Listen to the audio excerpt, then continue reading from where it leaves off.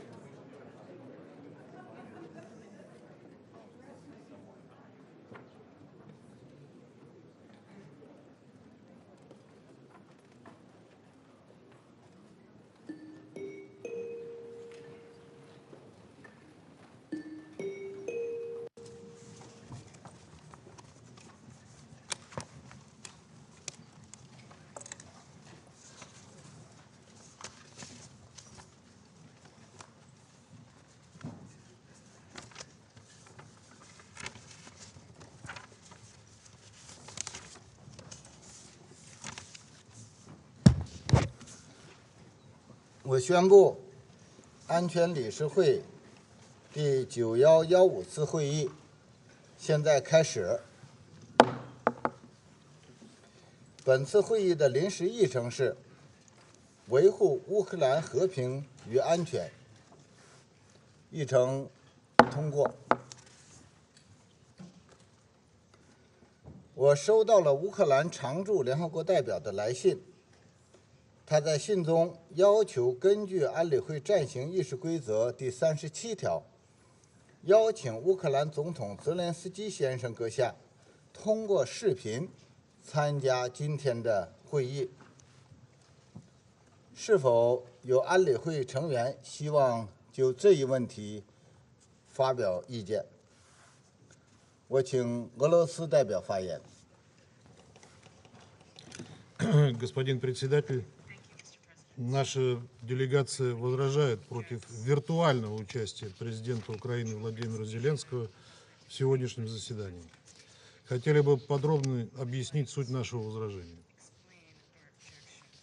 Мы не против участия президента Украины или его представителя в заседании. Повторю еще раз для протокола и для тех, кто попытается извратить нашу позицию.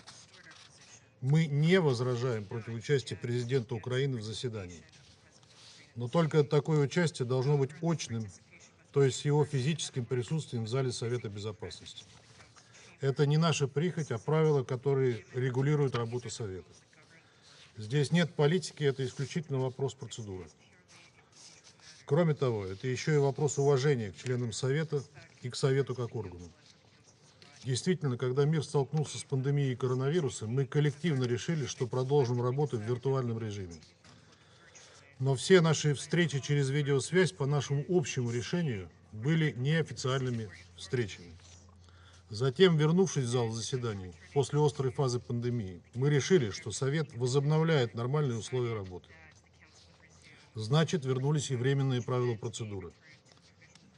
То есть, если мы, члены Совета Безопасности, сидим в зале, то и другие государства, члены, участвующие по правилу 37, должны присутствовать в зале.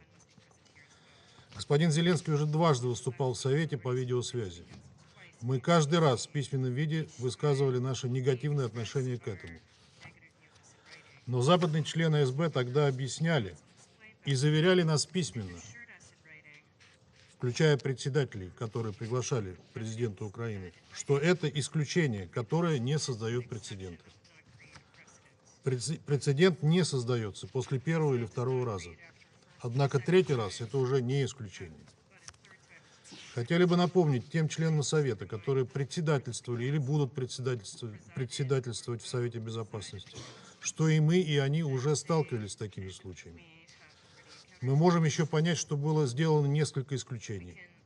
Когда мы только вернулись в зал после пандемии, когда она еще не позволяла лидерам некоторых стран путешествовать.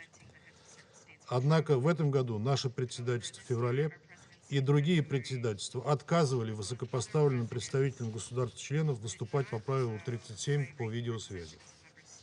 Так почему в этом вопросе в Совете Безопасности должны быть двойные стандарты? Почему другие главы и министры других государств, находящихся на повестке дня Совета Безопасности, подвергаются дискриминации? Это напоминает нам ситуацию с международной гуманитарной помощью, которая хлынула потоком на Украину, а про помощь людям в других частях света все забыли. Или двойные стандарты Европы в отношении мигрантов, когда беженцам из Украины на всех европейских границах дают зеленый свет, а на пути беженцев из Африки, Ближнего Востока и других регионов ставят глухие заборы. Не можем согласиться уже в третий раз сделать исключение для одной страны и одного человека. А заседание было объявлено за неделю. Все возможности приехать в Нью-Йорк у президента Украины были.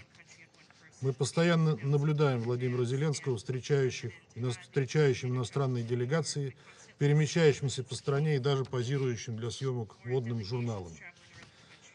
К тому же он заявлен главой делегации Украины на 77-й сессии Генеральной Ассамблеи, что может быть реализовано только очным участием.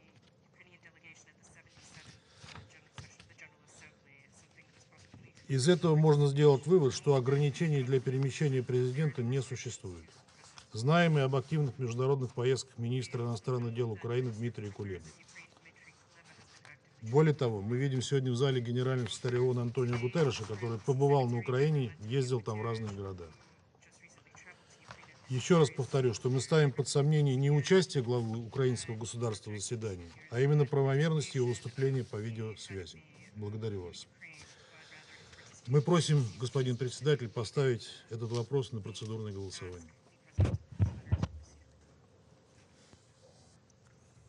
谢谢俄罗斯代表的发言。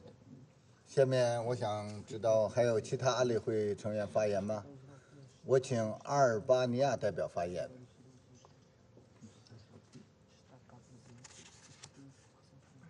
Thank you very much, Mr. President. We listened carefully to the arguments put forward by the delegation of Russia. We disagree with them, and let me explain. We have discussed on this issue in the past, and here we are again, unfortunately, since the situation on the ground in Ukraine has not changed, has not improved. We agree that in the post-pandemic situation, participation virtually under Rule 37 should be an exception.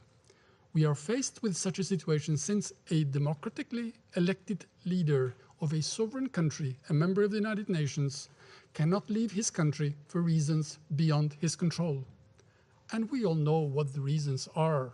The letters of the United Kingdom, Albania, and the United States, respectively of 11 April, 18 July, and 19 July, have explained in detail the reasons for granting the Ukrainian president the possibility to address the Security Council virtually.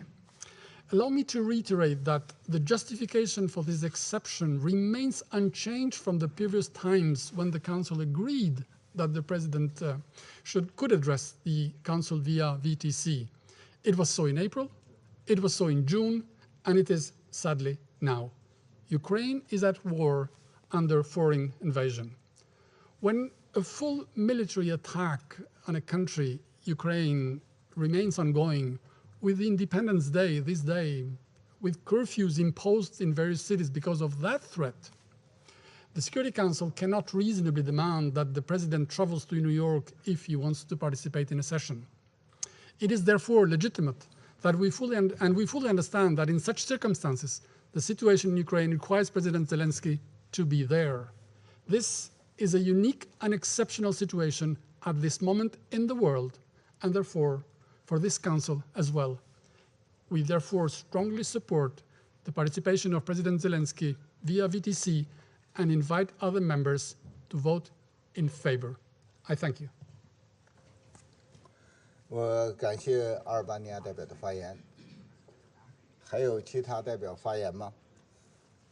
鉴于安理会成员发表的意见，并根据俄罗斯代表提出的请求，我提议将以下提案付诸表决，即根据安理会暂行议事规则第37条，邀请乌克兰总统泽连斯基先生阁下通过视频参加今天的会议。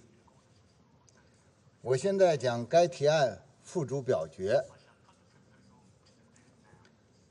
赞成根据安理会暂行议事规则第37条，邀请乌克兰总统泽连斯基先生阁下通过视频参会的，请举手。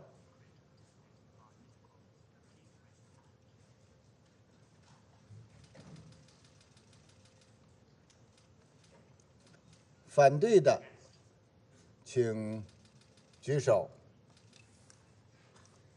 弃权的，请举手。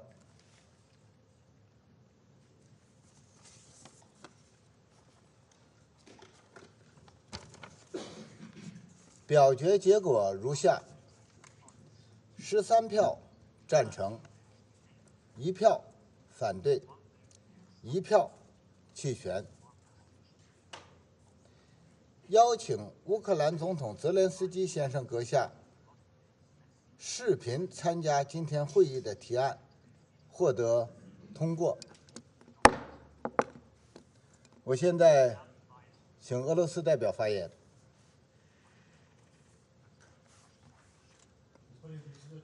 Сожалеем, что члены Совета высказались против соблюдения правил его работы мы еще могли бы понять логику западных покровителей Киева, которые готовы пожертвовать не только всеми украинцами, покрывая преступления режима, но и работой Совета Безопасности ООН.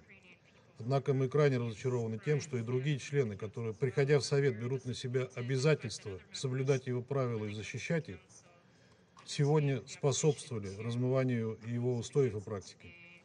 Мы призываем всех государств-членов ООН обратить внимание на сегодняшнюю ситуацию. Несмотря на нашу позицию, мы выслушаем господина Зеленского, потому что и нам есть, что ему сказать. Надеемся, что он будет присутствовать на сегодняшнем заседании до его завершения. И мы посмотрим, сможет ли господин Зеленский приехать на 77-ю сессию Генеральной Ассамблеи в качестве главы украинской делегации или нет, как утверждал представитель Албании. Благодарю вас.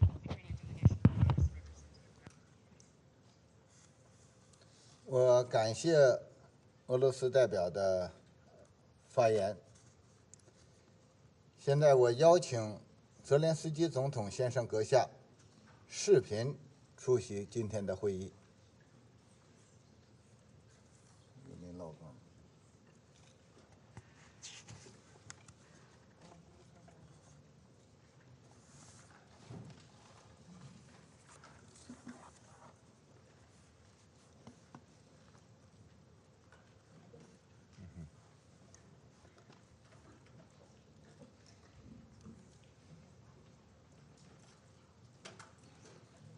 按照安理会暂行议事规则第39条，我邀请主管政治和建设和平事务的副秘书长迪卡洛女士参加本次会议。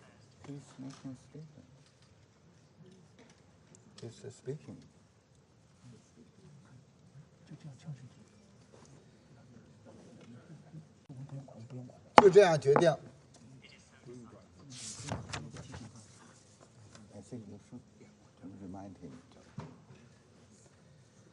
按照安理会暂行议事规则第39条，我还邀请欧洲联盟驻联合国代表团临时代办龚扎头先生参加本次会议，就这样决定。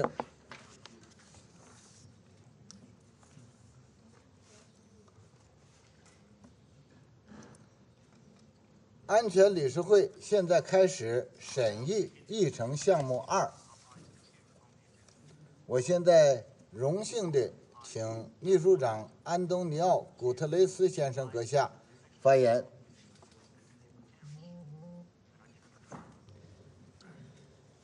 Mr. President of Ukraine, Excellencies, today marks a sad and tragic milestone. 6 months since Russia's 24th of February invasion of Ukraine. During this devastating period, thousands of civilians have been killed and injured, including hundreds of children. And countless others have lost their family members, friends, and loved ones. The world has seen grave violations of international human rights law and international humanitarian law committed with little to no accountability. And millions of Ukrainians have lost their homes and their worldly possessions, becoming internally displaced or refugees. With the onset of winter, humanitarian needs continue to rise rapidly, with millions of people in need of assistance and protection. As these needs skyrocket, it is imperative that humanitarian actors in Ukraine have safe and unhindered access to all people who require assistance, no matter where they live. Mr. President, the consequences of this senseless war are being felt far beyond Ukraine. We are seeing new vulnerabilities emerge in a global environment already worn out by conflicts, inequality, pandemic-induced economic and health crises, and climate change, with a disproportionate impact on developing countries. The acceleration of already high food, fertilizer, and fuel prices has triggered a global crisis that could drive millions more into extreme poverty, magnifying hunger and malnutrition, while threatening to raise the global humanitarian caseload to new highs and erase hard-won development gains. Vulnerable communities are grappling with the largest cost of living crisis in a generation, high commodity and transportation costs are having major repercussions for existing humanitarian operations. Mr. President, Under Secretary General Rosemary DiCarlo will brief the Council on the impact of the armed conflict in Ukraine, both inside and outside the country, over the past 6 months. As I mentioned on Monday, I wanted to take this opportunity to provide a brief update on my recent travel to Ukraine.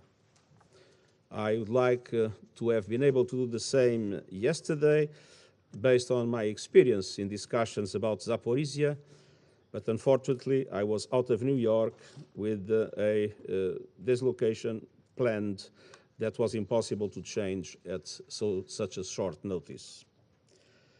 My visit was an important opportunity to follow up on the landmark deal that has brought a measure of hope, especially to developing countries and millions of vulnerable people bearing the brunt of the global food crisis, some of them on the edge of famine.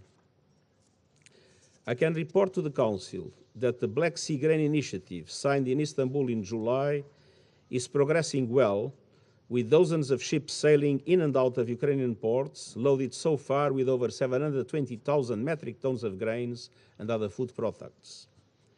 These deals would not have been possible without the constructive approach of both Ukraine and Russia and the efforts of the government of Turkey. During my visit to Lviv, I met with Ukrainian President Zelensky and Turkish President Erdogan. I thank them for their continued engagement to support the implementation of the initiative to ensure the safe passage of Ukrainian food products and fertilizers to those in need and to the world at large. I was filled with emotion visiting the port of Odessa and the Joint Coordination Center in Istanbul. On my visit to Odessa, I went aboard a bulk carrier called MV Kubrosly Y, as it was being loaded with about 10,000 metric tons of wheat. It was deeply moving to peer into the hold of this cargo ship and see wheat pouring in. Even if in a limited way, the storied port of Odessa, which had been paralyzed for months, is slowly coming to life thanks to the initiative. In Istanbul, I saw the WFP chartered ship, the MV Brave Commander. It was proudly flying the UN flag with its cargo destined for the Horn of Africa, where millions of people are at risk of famine. I then had the opportunity to walk up the long and narrow gangway of the SSI Invincible II, having to keep up Ukrainian grain in the port of Chornomorsk. The vessel will carry one of the largest hauls of grain leaving Ukraine to date, more than 50,000 metric tons. Mr. President, just a few weeks ago, much of this would have been hard to imagine. We are seeing a powerful demonstration of what can be achieved in even the most devastating contexts when we put people first. And I stressed in Odessa and Istanbul, what I saw was the more visible part of the solution. The other part of this package deal is the unimpeded access to global markets of Russian food and fertilizers, which are not subject to sanctions. It is critical that all governments and the private sector cooperate to effectively bring them to market. Together with the task team led by Rebecca Greenspan, I will continue my intense contacts for that purpose. In 2022, there is enough food in the world. The problem is its uneven distribution. But if we don't stabilize the fertilizer market in 2022, there simply will not be enough food in 2023. Many farmers around the world are already planning to reduce areas for cultivation for next season. Getting much more food and fertilizers out of Ukraine and Russia at reasonable cost is vital to further calm commodity markets and lower prices for consumers. I once again commend the parties for their engagement in this process and urge them to continue to build on this progress. I also renew the call I made in Odessa for a massive scaling up of support to the developing countries getting hammered by the global food crisis. The shipment of grain and other foodstuffs is crucial, but it won't mean much if countries cannot afford them. Developed countries and international financial institutions must do more to ensure that developing countries can fully capitalize on the opportunities of the Black Sea Grain Initiative. Mr. President, despite progress on the humanitarian front, fighting in Ukraine shows no signs of ending, with new potential areas of dangerous escalation appearing. Two places were ever present in my mind and in my discussions in Ukraine: Zaporizhia and Ornivka. I remain gravely concerned about the situation in and around Europe's largest nuclear power plant in Zaporizhia. The warning lights are flashing. Any actions that might endanger the physical integrity, safety, or security of the nuclear plant are simply unacceptable. Any further escalation of the situation could lead to self-destruction. The security of the plant must be ensured, and the plant must be re-established as purely civilian infrastructure. In close contact with the IAEA, the UN Secretariat has assessed that we have in Ukraine the logistics and security capacity to support any IAEA mission to the Zaporizhia nuclear power plant from Kyiv, provided both Russia and Ukraine agree. And I welcome expressions of support for such a mission and urge that to happen as soon as possible. Mr. President, I am deeply disturbed by the allegations of violations of international humanitarian law and violations and abuses of human rights related to the armed conflict. International humanitarian law protects prisoners of war. The International Committee of the Red Cross must have access to them wherever they are held. The United Nations Human Rights Monitoring Mission in Ukraine and the UN Independent International Commission of Inquiry on Ukraine continue to monitor, document, and report with a view to supporting the investigation of alleged violations. Work is also ongoing to deploy the recently established fact-finding mission to Ornivka to look into the incident on 29 July. This mission must be able to freely conduct its work, to gather and analyze necessary information, and to find the facts. It is imperative that the mission has safe, secure, and unfettered access to all relevant places and persons, and to all relevant evidence without any limitation, impediment, or interference. Mr. President, Excellencies, on this 31st anniversary of Ukraine's independence, I wish to congratulate the Ukrainian people. The people of Ukraine and beyond need peace, and they need peace now. Peace in line with the UN Charter, peace in line with international law, and I thank you. 我感谢秘书长先生刚才所做的引导性发言。我现在请迪卡洛女士发言。Mr. President, on 23 February 2022, this chamber heard impassioned pleas to avert a war in Ukraine, to no avail. Today, exactly 6 months later, there is no end in sight to the conflict triggered by the Russian Federation's invasion. As we meet, the heaviest fighting is concentrated in the eastern Donbas region, in the south near Kherson and Zaporizhia, and in the northeast near Kharkiv. But virtually all corners of Ukraine are affected, and no one is out of reach of missile strikes. At the same time, several attacks, conducted mainly with drones, have also been reported in the Autonomous Republic of Crimea and the city of Sevastopol, Ukraine, occupied by the Russian Federation since 2014. Mr. President, civilians are paying a heavy price in this war. During the past 181 days, the Office of the High Commissioner for Human Rights has recorded 13,560 civilian casualties, 5,614 killed, and 7,946 injured. These figures are based on verified incidents.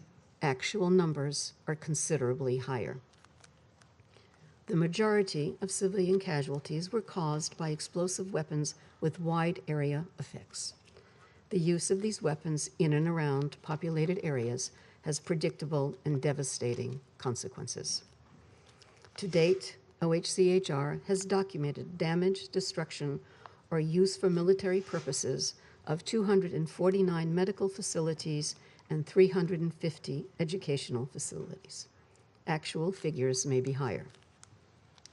The indiscriminate shelling and bombing of populated areas, killing civilians and wrecking hospitals, schools, and other civilian infrastructure are actions that may amount to war crimes. Mr. President, we continue to receive reports of human rights violations. The arbitrary detention and enforced disappearance of civilians, including local authorities, journalists, civil society activists, and other civilians, continues. OHCHR has documented 327 cases of arbitrary detention and enforced disappearance of civilians by the Russian Federation and affiliated armed groups in non-government controlled territory.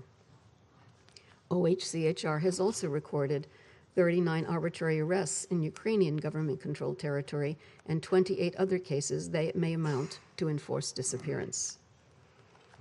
14 victims of enforced disappearances perpetrated by the Russian Federation and affiliated armed groups were found dead or died while in detention, 13 men and 1 woman.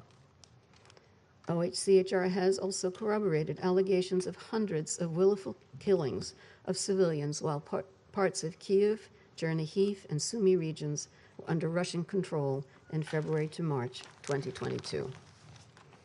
It has also verified 43 cases of conflict-related sexual violence, the majority attributable to Russian armed forces. Mr. President, we're also concerned about the situation of prisoners of war on both sides.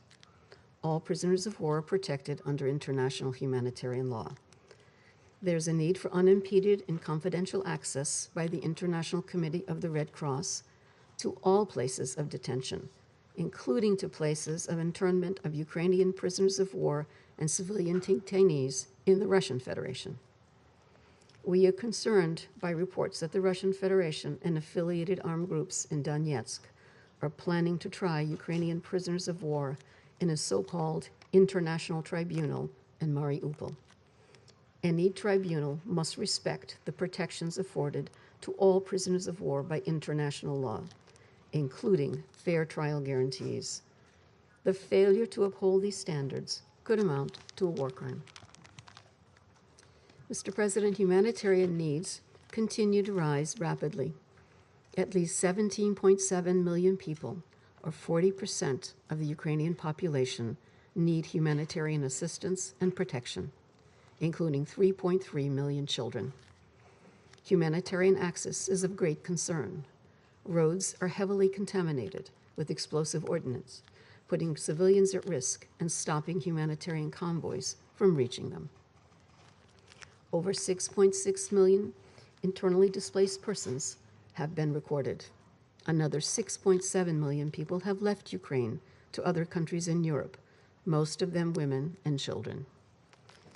Mr. President, as winter approaches, the destruction caused by war, combined with the lack of access to fuel or electricity due to damaged infrastructure, could become a matter of life or death if people are unable to heat their homes.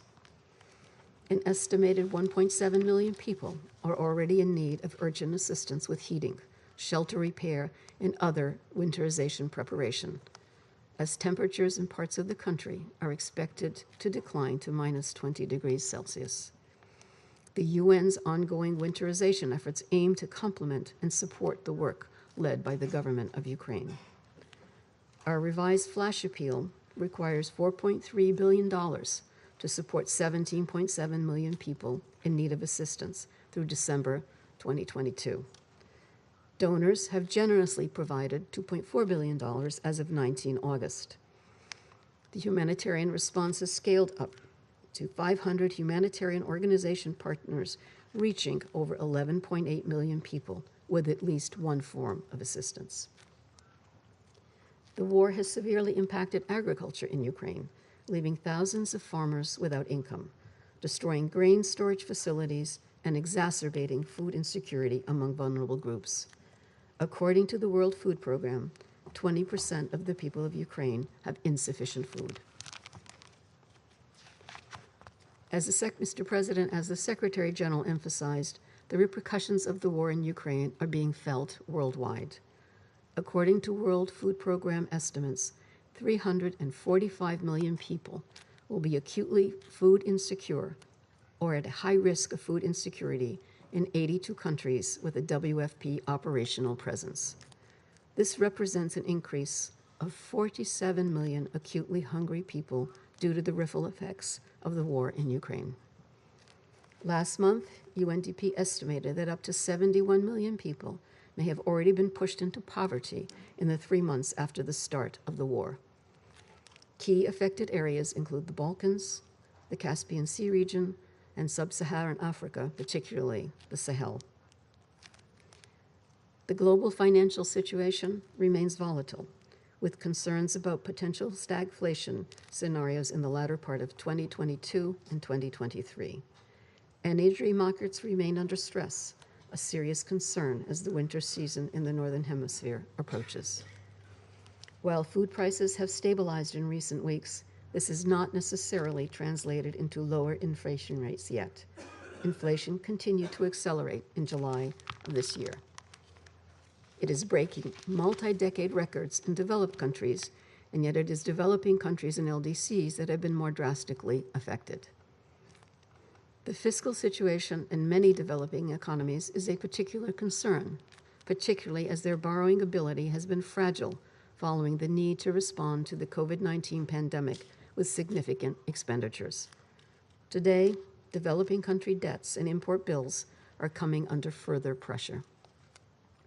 We remain concerned that the deteriorating socioeconomic situation in developing countries, particularly those in already fragile situations, could lead to social unrest. While it is difficult to establish a direct link to the war, we have already seen an increase in the number of riots between the first and second quarter of 2022. Mr. President, today's grim 6-month anniversary coincides with Ukraine's National Day. This is an occasion to celebrate the country's sovereignty and independence and proud heritage, and we congratulate the people of Ukraine on this day. But let us recall that the human and material toll of this war is tragic, colossal, and evident. First and foremost, for Ukraine and its people. And the economic consequences for the world are ominous and growing. The conflict is having another impact that, although less tangible, is just as perilous. In deepening global divisions and exacerbating mistrust in our institutions, the war is weakening the foundations of our international system. The consequences of a breakdown in how the world manages questions of peace and security are frightening to contemplate. This war is not only senseless, but exceedingly dangerous, and it touches all of us. It must end. Thank you, Mr. President. 感谢迪卡洛女士所做的发言。我现在请乌克兰总统泽连斯基先生阁下发言。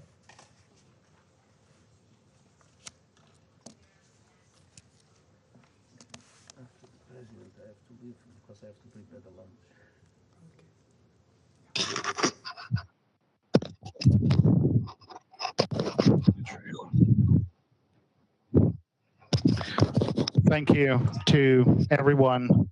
Thank you for this support and greetings from the independent and free Ukraine for the fight for its Russian terror. Just recently, as I was preparing for this statement, I've received information Russia has launched missiles against the Dnipropetrovsk region, against the railroad station, the railroad cars at the station.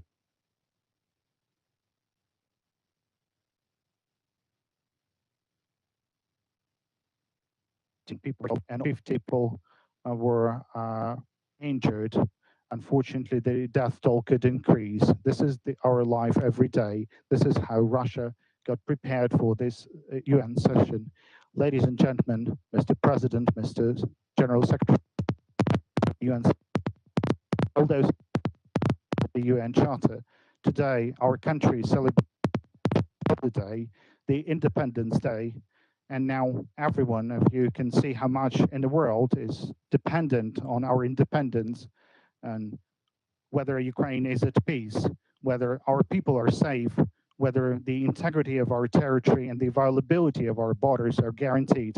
You can take any aspect of this terrible against us, and each of these aspects will be related to one or another global crisis.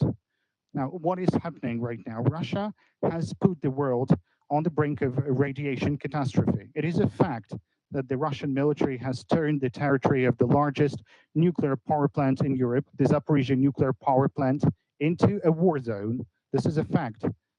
The Russia's armed provocation, shelling, deployment of terrorists on the territory of the station under the Russian flag. Now, Europe and neighboring regions face the threat of the radiation pollution. This is a fact. Now, what is the Chernobyl? The Zaporizhzhia nuclear power plant has 6 reactors.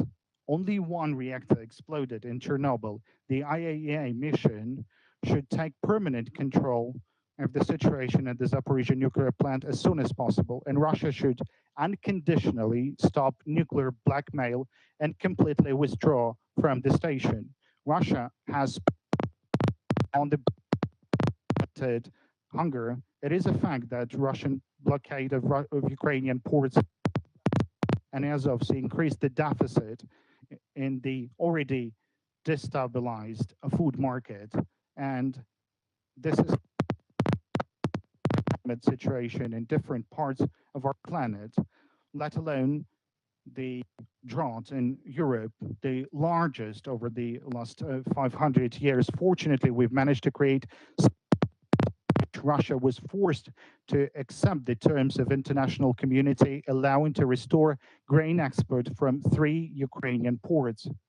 It relieves a part of the tension in the food market, but does not remove the threat completely. Only the full recovery of Ukrainian agricultural exports without any obstacles can be a guarantee that tens of millions of people around the world would have something to eat. And aren't you feel resent to the fact that even now in the 21st century, you still have to fight to save tens of millions of people in different countries from this artificial hunger? This artificial one, which was provoked by a single country with its insane aggression. And that's also a fact. Ukrainians do feel that. The UN was established not to debate in the 21st century over the aspects that should have long remained in the past. But nevertheless, I thank Mr. Secretary General of the UN and the Turkey and to the President of the Turkey and to all other responsible members of international relations who are fighting against the food crisis to which only Russia is responsible. In the coming weeks, we have to do everything to expand the existing grain initiative. Let's take another aspect, the energy. It is a fact that Russia is deliberately trying to impose energy poverty upon tens of millions of people, deprive them of normal access to basic goods by deliberately raising energy prices. All this is done by a permanent member to the UN Security Council who still uses the privilege of its veto right. The energy crisis for Europe, the threat of large-scale hunger, the political chaos for African and Asian countries, the price crisis in the whole world, isn't it too much for a single country whose representative sits among you? I will mention one more aspect, the values. Indeed, we should honestly talk about the point that values are perceived differently in different parts of the world. There's different approaches, but everywhere in the world, life has value, peace has value, economic prosperity has value. All countries, if they respect themselves and their people, punish for murder and not honor the executioners. However, we see that there is a country that is not behaves differently and is proud of doing so. it rewards murderers and encourages executioners. And this is a threat not only for Ukraine. Thousands of Ukrainians were killed by the Russian invaders. Dozens of our cities were destroyed by Russian artillery.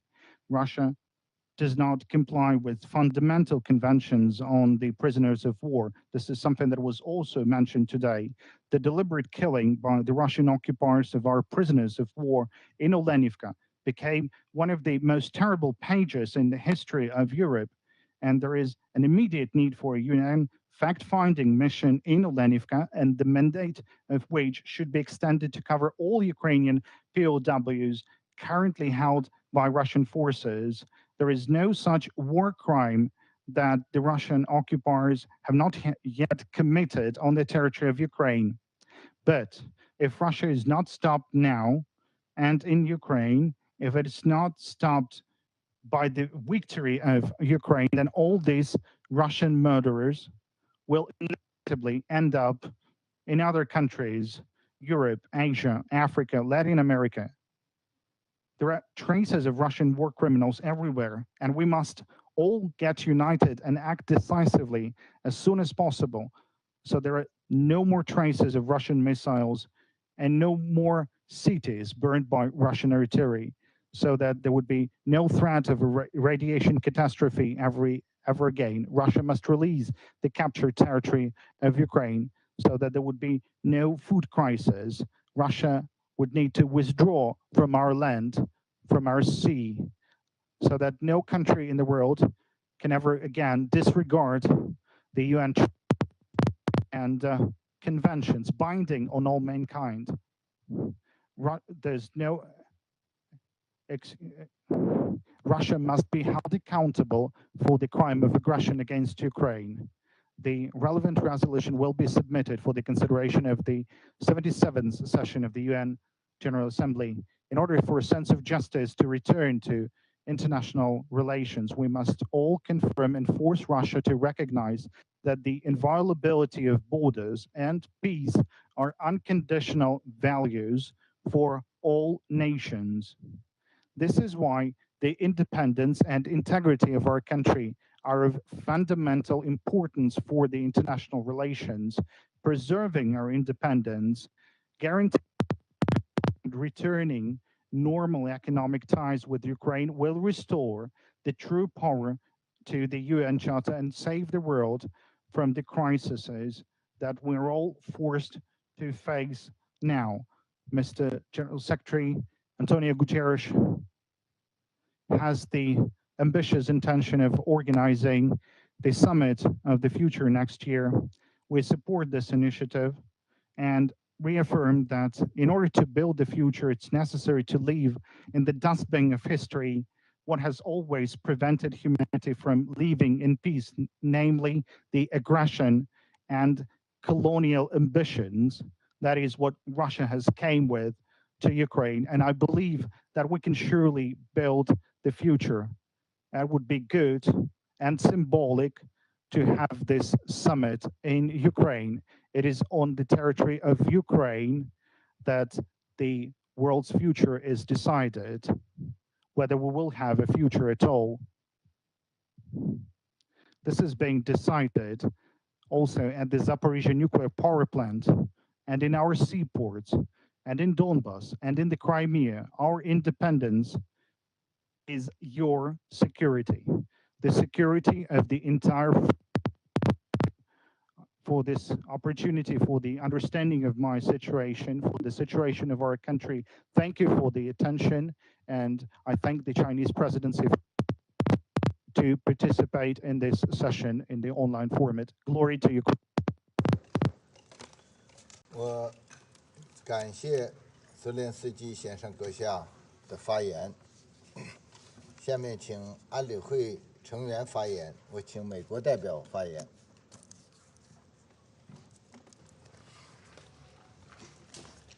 Thank you, Mr. President. And thank you, Secretary General Guterres and Undersecretary General DiCarlo for your briefings.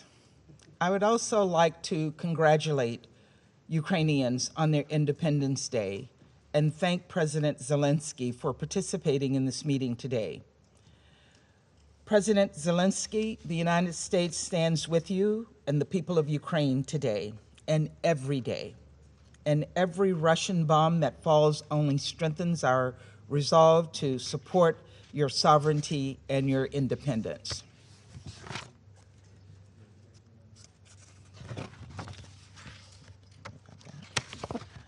Today marks 6 months of Russia's premeditated, unjustifiable, and brutal full-scale war against Ukraine. Just 6 months since we, sitting here in the council chamber, watched as Russia, serving in the presidency, attempted to defend the indefensible. 6 months of Russia's defiance of the international community. 6 months of Russia's flagrant lies and disregard for international law, including violations of the UN Charter. 6 months of attacks by Russia, killing Ukrainian civilians and destroying civilian infrastructure. 6 months of devastation and missile strikes that have torn apart families and stolen the lives of too many, like the life of 4-year-old Lisa Dmitrieva, killed last month in a missile strike that left 24 people dead. 6 months of horrific atrocities, including rape, murder, and torture in towns like Bucha and Irpin and others. 6 months of families being separated and millions displaced. 6 months of killings, thousands dead. 6 months later, Russia's goal is as clear as ever: to dismantle Ukraine as a geopolitical entity and erase it from the world map. Russian disinformation campaigns are increasingly being weaponized to prepare for further attempts to annex Ukrainian territory. Russian Minister of Foreign Affairs Lavrov publicly acknowledged this as one of the Kremlin's objectives.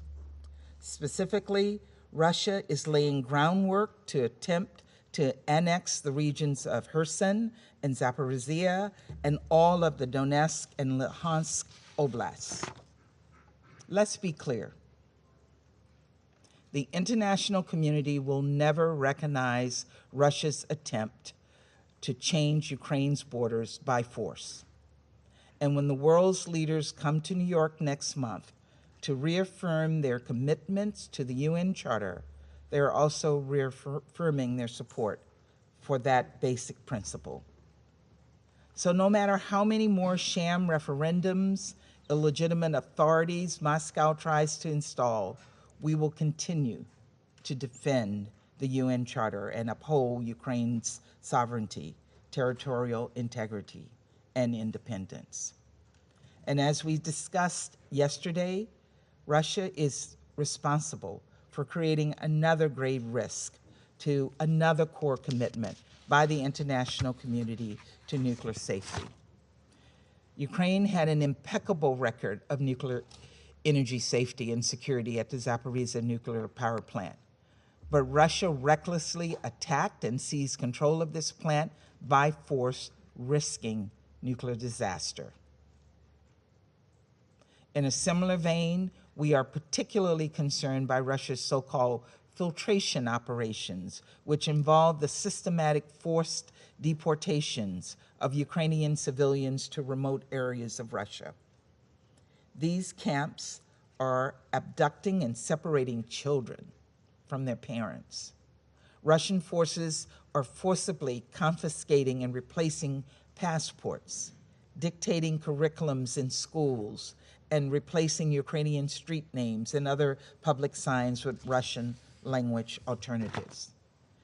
The evidence of Russian forces interrogating, detaining, and forcibly deporting hundreds of thousands of Ukrainians, including children, continue to mount. The reasons are clear. They want to destroy Ukraine, its culture, its people, its very existence. Even where we have seen progress, like the movement of grain and other foodstuffs from Ukrainian ports following the much-needed arrangement signed with Turkey, Russia did not let us forget about its intentions. Mere hours after the deal was inked, Russia launched missiles at the port of Odessa. Those missiles were a potent reminder millions of Ukrainians are still under siege, and tens of millions around the world are being driven to hunger by Russia's actions. For all this violence and carnage, these hunger and humanitarian crises, these human rights abuses and threats to vulnerable groups, Russia, and Russia alone, bears sole responsibility. And Russia alone is the sole hindrance to a swift resolution to this crisis. We must continue to call for and ensure accountability for all of Russia's atrocities. Today marks 6 months of the war, but it also marks Ukraine's Independence Day, a day normally celebrated by parades with festivals with joy. Many of us came together in a similar kind of celebration on July 4th last month on the UN lawn as America celebrated its independence. And we ate and we danced and we looked in awe at the fireworks in the sky. In Ukraine today, there are none of the typical festivals, no feasts or concerts. Citizens have been told to stay away from cities and to look for very different kinds of explosions from the sky. And we heard President Zelensky describe just that to us today. One Ukrainian citizen told an NPR reporter that she hopes that, and I'll quote her, she hopes that we can celebrate independence without weapons in the future, maybe with flowers and dances instead.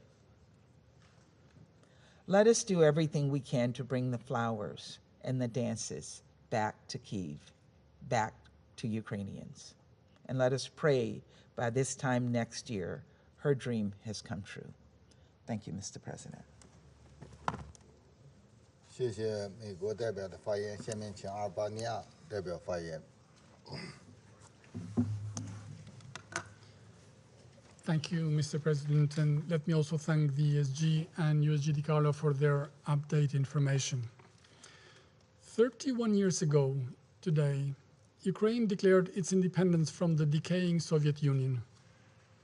It is a day to celebrate, and I'm sure, despite the situation, Ukrainians in Ukraine and abroad will proudly mark their day in a way or another. We join them in this and welcome you, President Zelensky, in this meeting under the exceptional circumstances you and your country continue to endure. But celebrations are not easy and hardly joyful when you are under attack by your neighbor that pretends from dawn to dusk to be your brother. But that kind of brother that is assaulting you, killing your people, destroying your homes, bombarding your cities, abusing your women, deporting your people, breaking your country, denying your existence. That abusive brother that wants to take everything you have.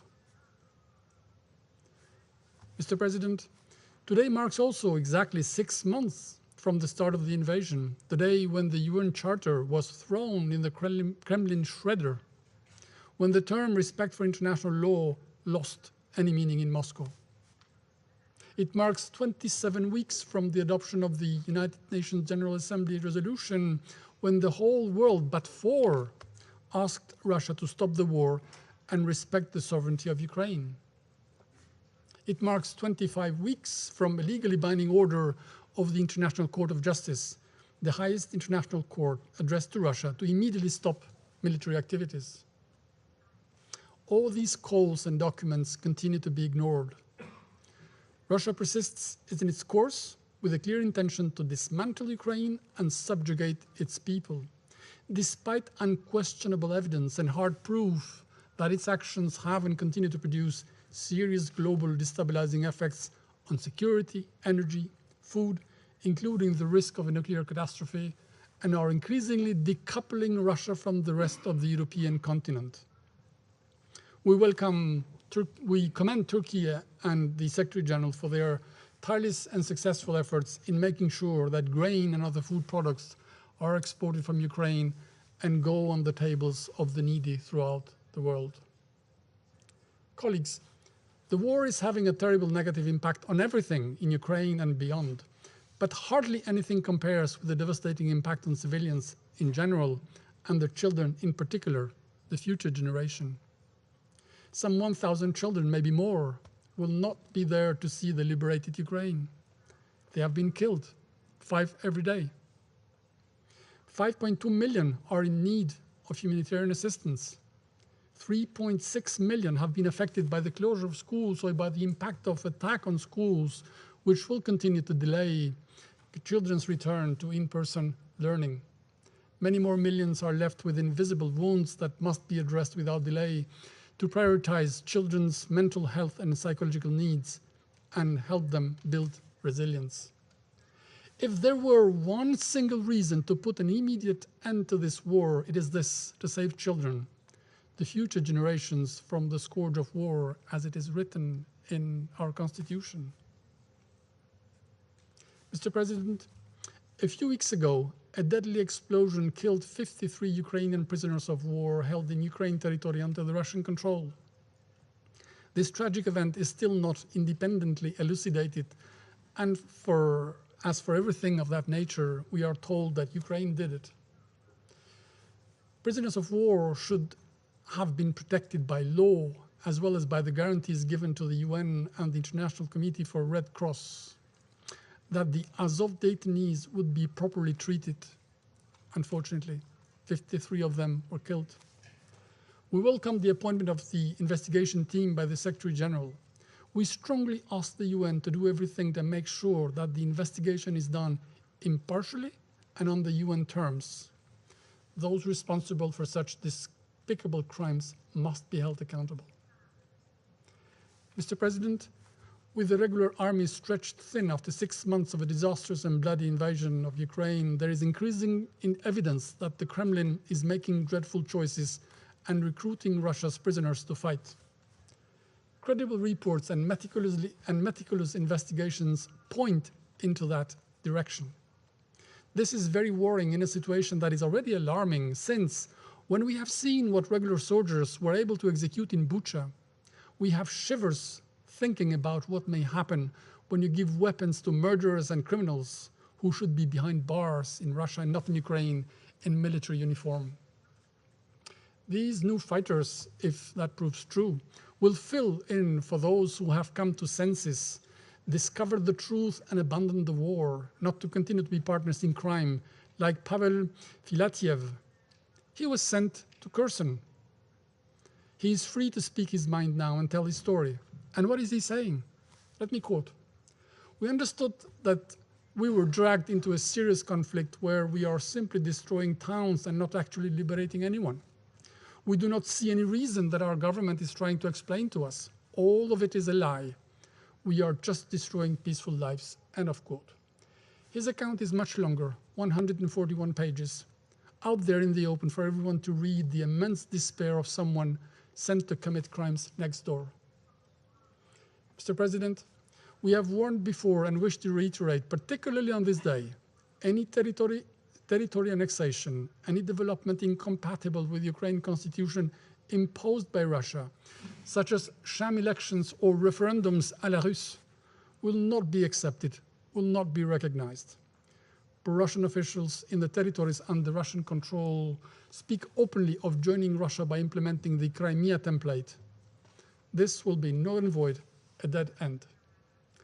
As stated by key European leaders as recently as yesterday, Ukraine friends are ready to support Ukraine's fight to defend itself, not because anyone is against Russia and the Russians, but simply because all those who are for peace see in Ukraine the litmus test of the European security architecture and the stress test of resilience of world peace and security in front of long-gone imperial behavior.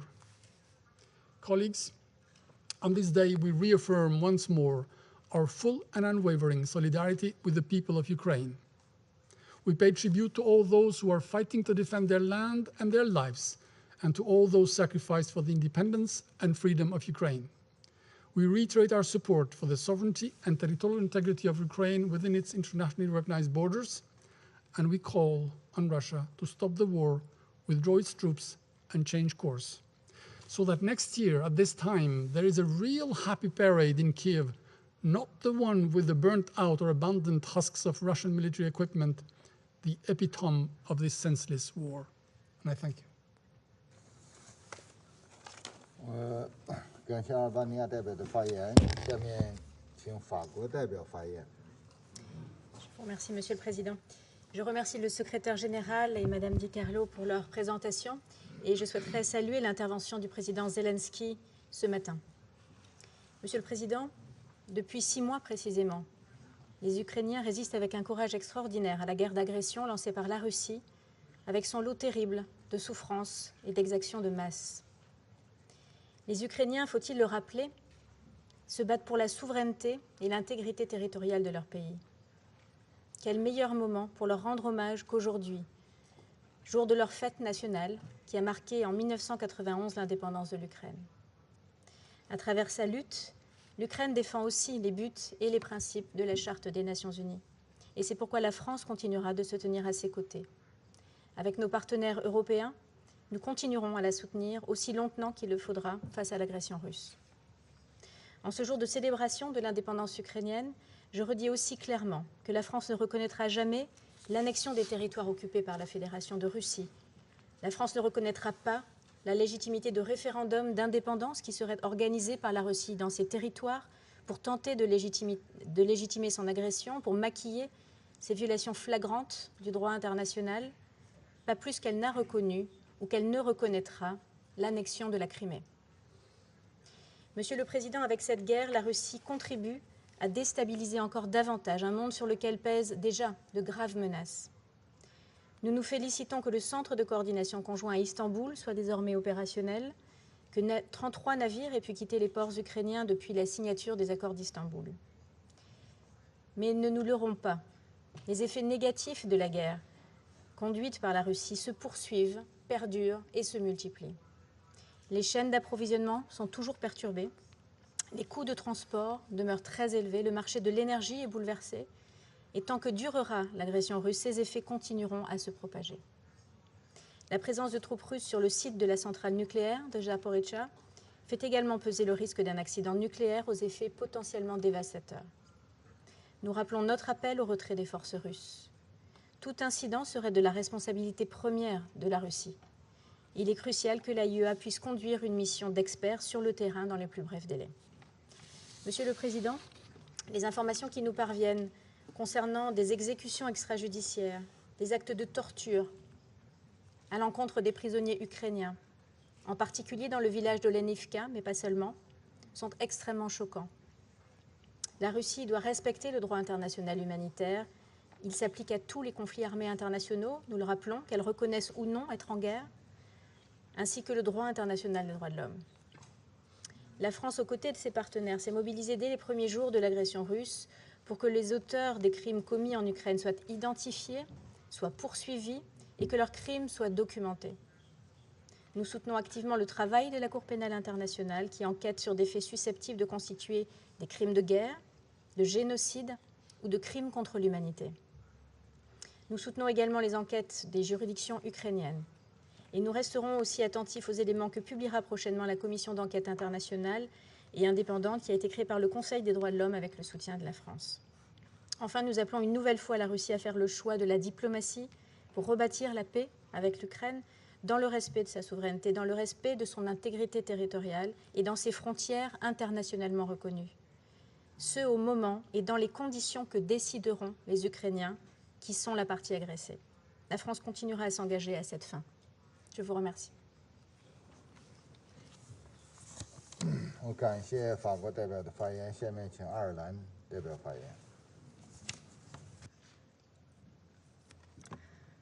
Thank you, Mr. President, and I would like to thank the Secretary-General for his remarks and indeed his efforts with regards to resolving the war in Ukraine and its wider consequences, including for global food security.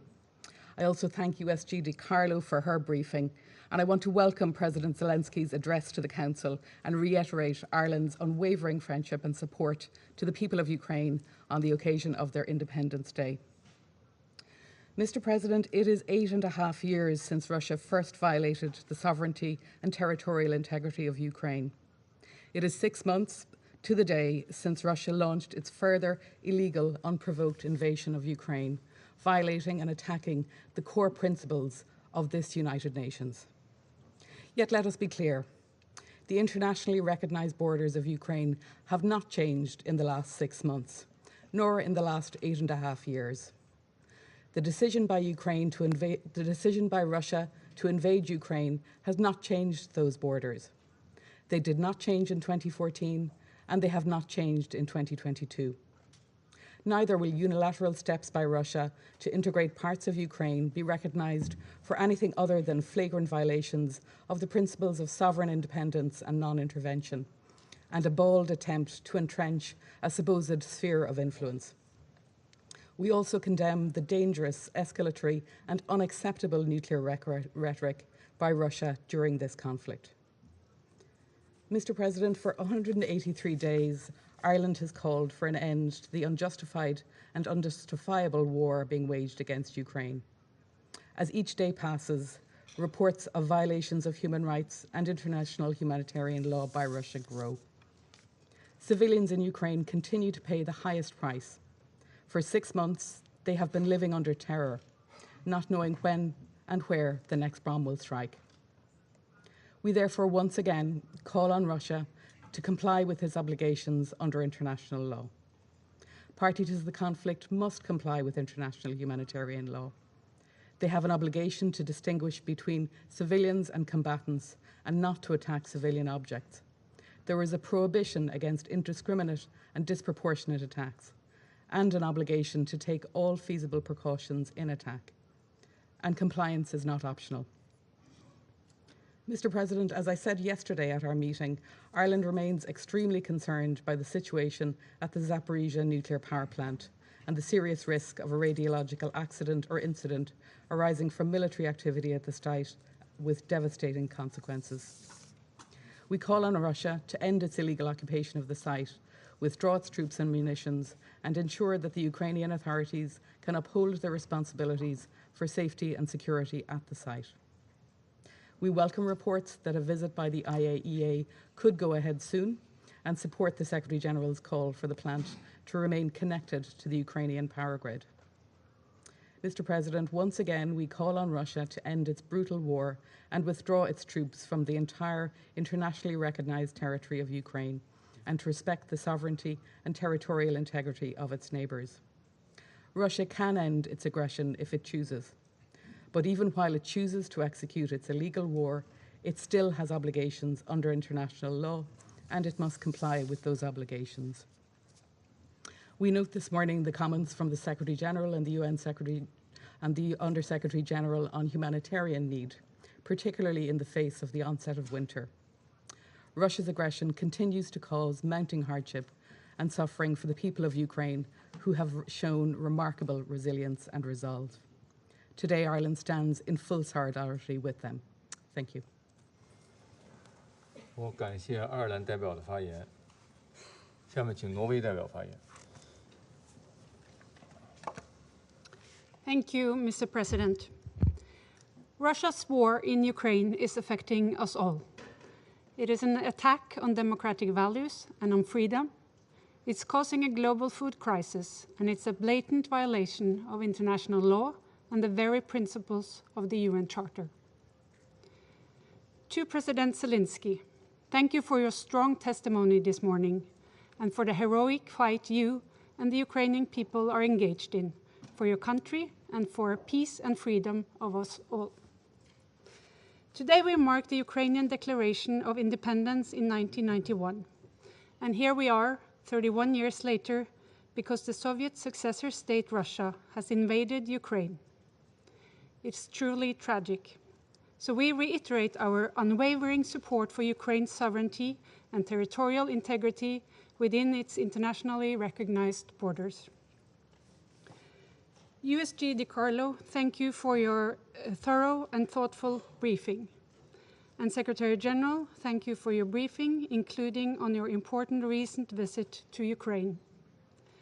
Norway applauds your crucial role in the Black Sea Grain Initiative and your further tireless efforts to alleviate the consequences of this horrible war and to restore peace.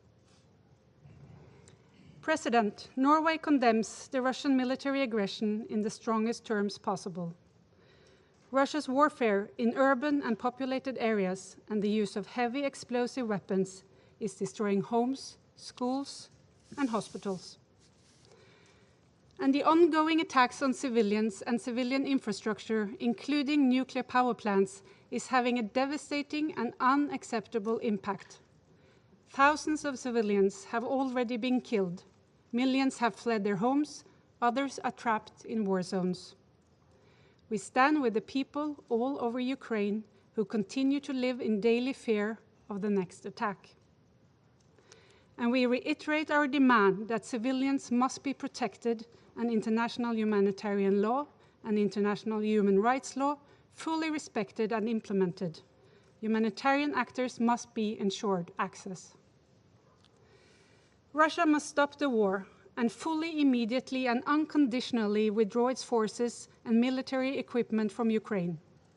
Russia started the war in Ukraine. It can choose to stop it. It seems clear that war crimes are being committed. These cannot be forgotten. Perpetrators on all levels must be held accountable. President, the Secretary General has talked about the beacon of hope with the resumption of Ukrainian grain exports. We are encouraged that the critical transportation line from a global breadbasket might be restored. It is much needed for Ukrainians as well as the world's most vulnerable people and countries. And it is critical that the World Food Programme and other humanitarian actors again can purchase grain from Ukraine for humanitarian food assistance. It is now vital that the Black Sea Grain Initiative is fully implemented. President, the accumulated effects on the war are felt by more people every day. In May, this Council expressed its unified support for the efforts of the Secretary General in the search for a peaceful solution. We must continue to support the Secretary General in his efforts for dialogue and mediation between the parties in the search for peace and freedom for the people of Ukraine.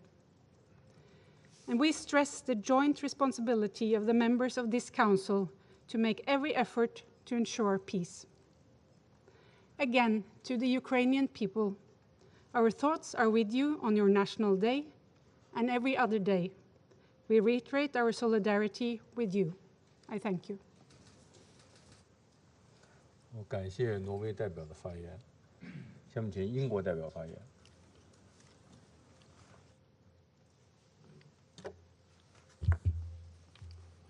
Thank you, President.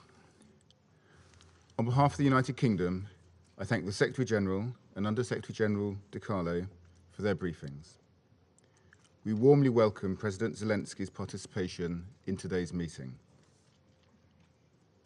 6 months ago, even as this Council met late into the night to try to avert catastrophe, Russia launched an unprovoked and illegal invasion of Ukraine in violation of the UN Charter. In the months that followed, Ukraine has been subjected to the full horrors of war. As we've heard today, thousands of civilians have been killed or wounded. Over 17 million are now in need of humanitarian assistance. Schools, hospitals, and other medical facilities have been attacked. We have seen a pattern of Russian violations of international humanitarian law and of Russian human rights abuses and violations, including reports of torture, inhumane treatment, and arbitrary detention. Ukrainian citizens, including children, have been forcibly deported to Russia. 6 million people are displaced within Ukraine, and over 6 million are refugees abroad. And the people of Ukraine are not the only victims of this war. Beyond Ukraine's borders, Putin's decisions have had a devastating impact on the world's most vulnerable, with many millions across the world affected by rising food and fuel prices. We again pay tribute to the work of the UN Secretary General with Turkey to negotiate the Black Sea Grain Initiative. President, today, in what would be another violation of the UN Charter, there are reports that Russia is planning fake referenda to illegally annex more territory from Ukraine. Any such attempt would fool no one. Russia has, after all, lied throughout their illegal invasion, using disinformation to create false pretexts, undermine Ukrainian sovereignty, obscure the truth, and hide war crimes. And it would further demonstrate Russia's contempt for the principles of sovereignty and territorial integrity, principles which, as member states of this organization, we have all committed to upholding. President, 31 years ago today, Ukraine declared its independence, with over 90% of Ukrainians voting in favor. Today, that pride in Ukrainian identity and sovereignty remains as strong as ever.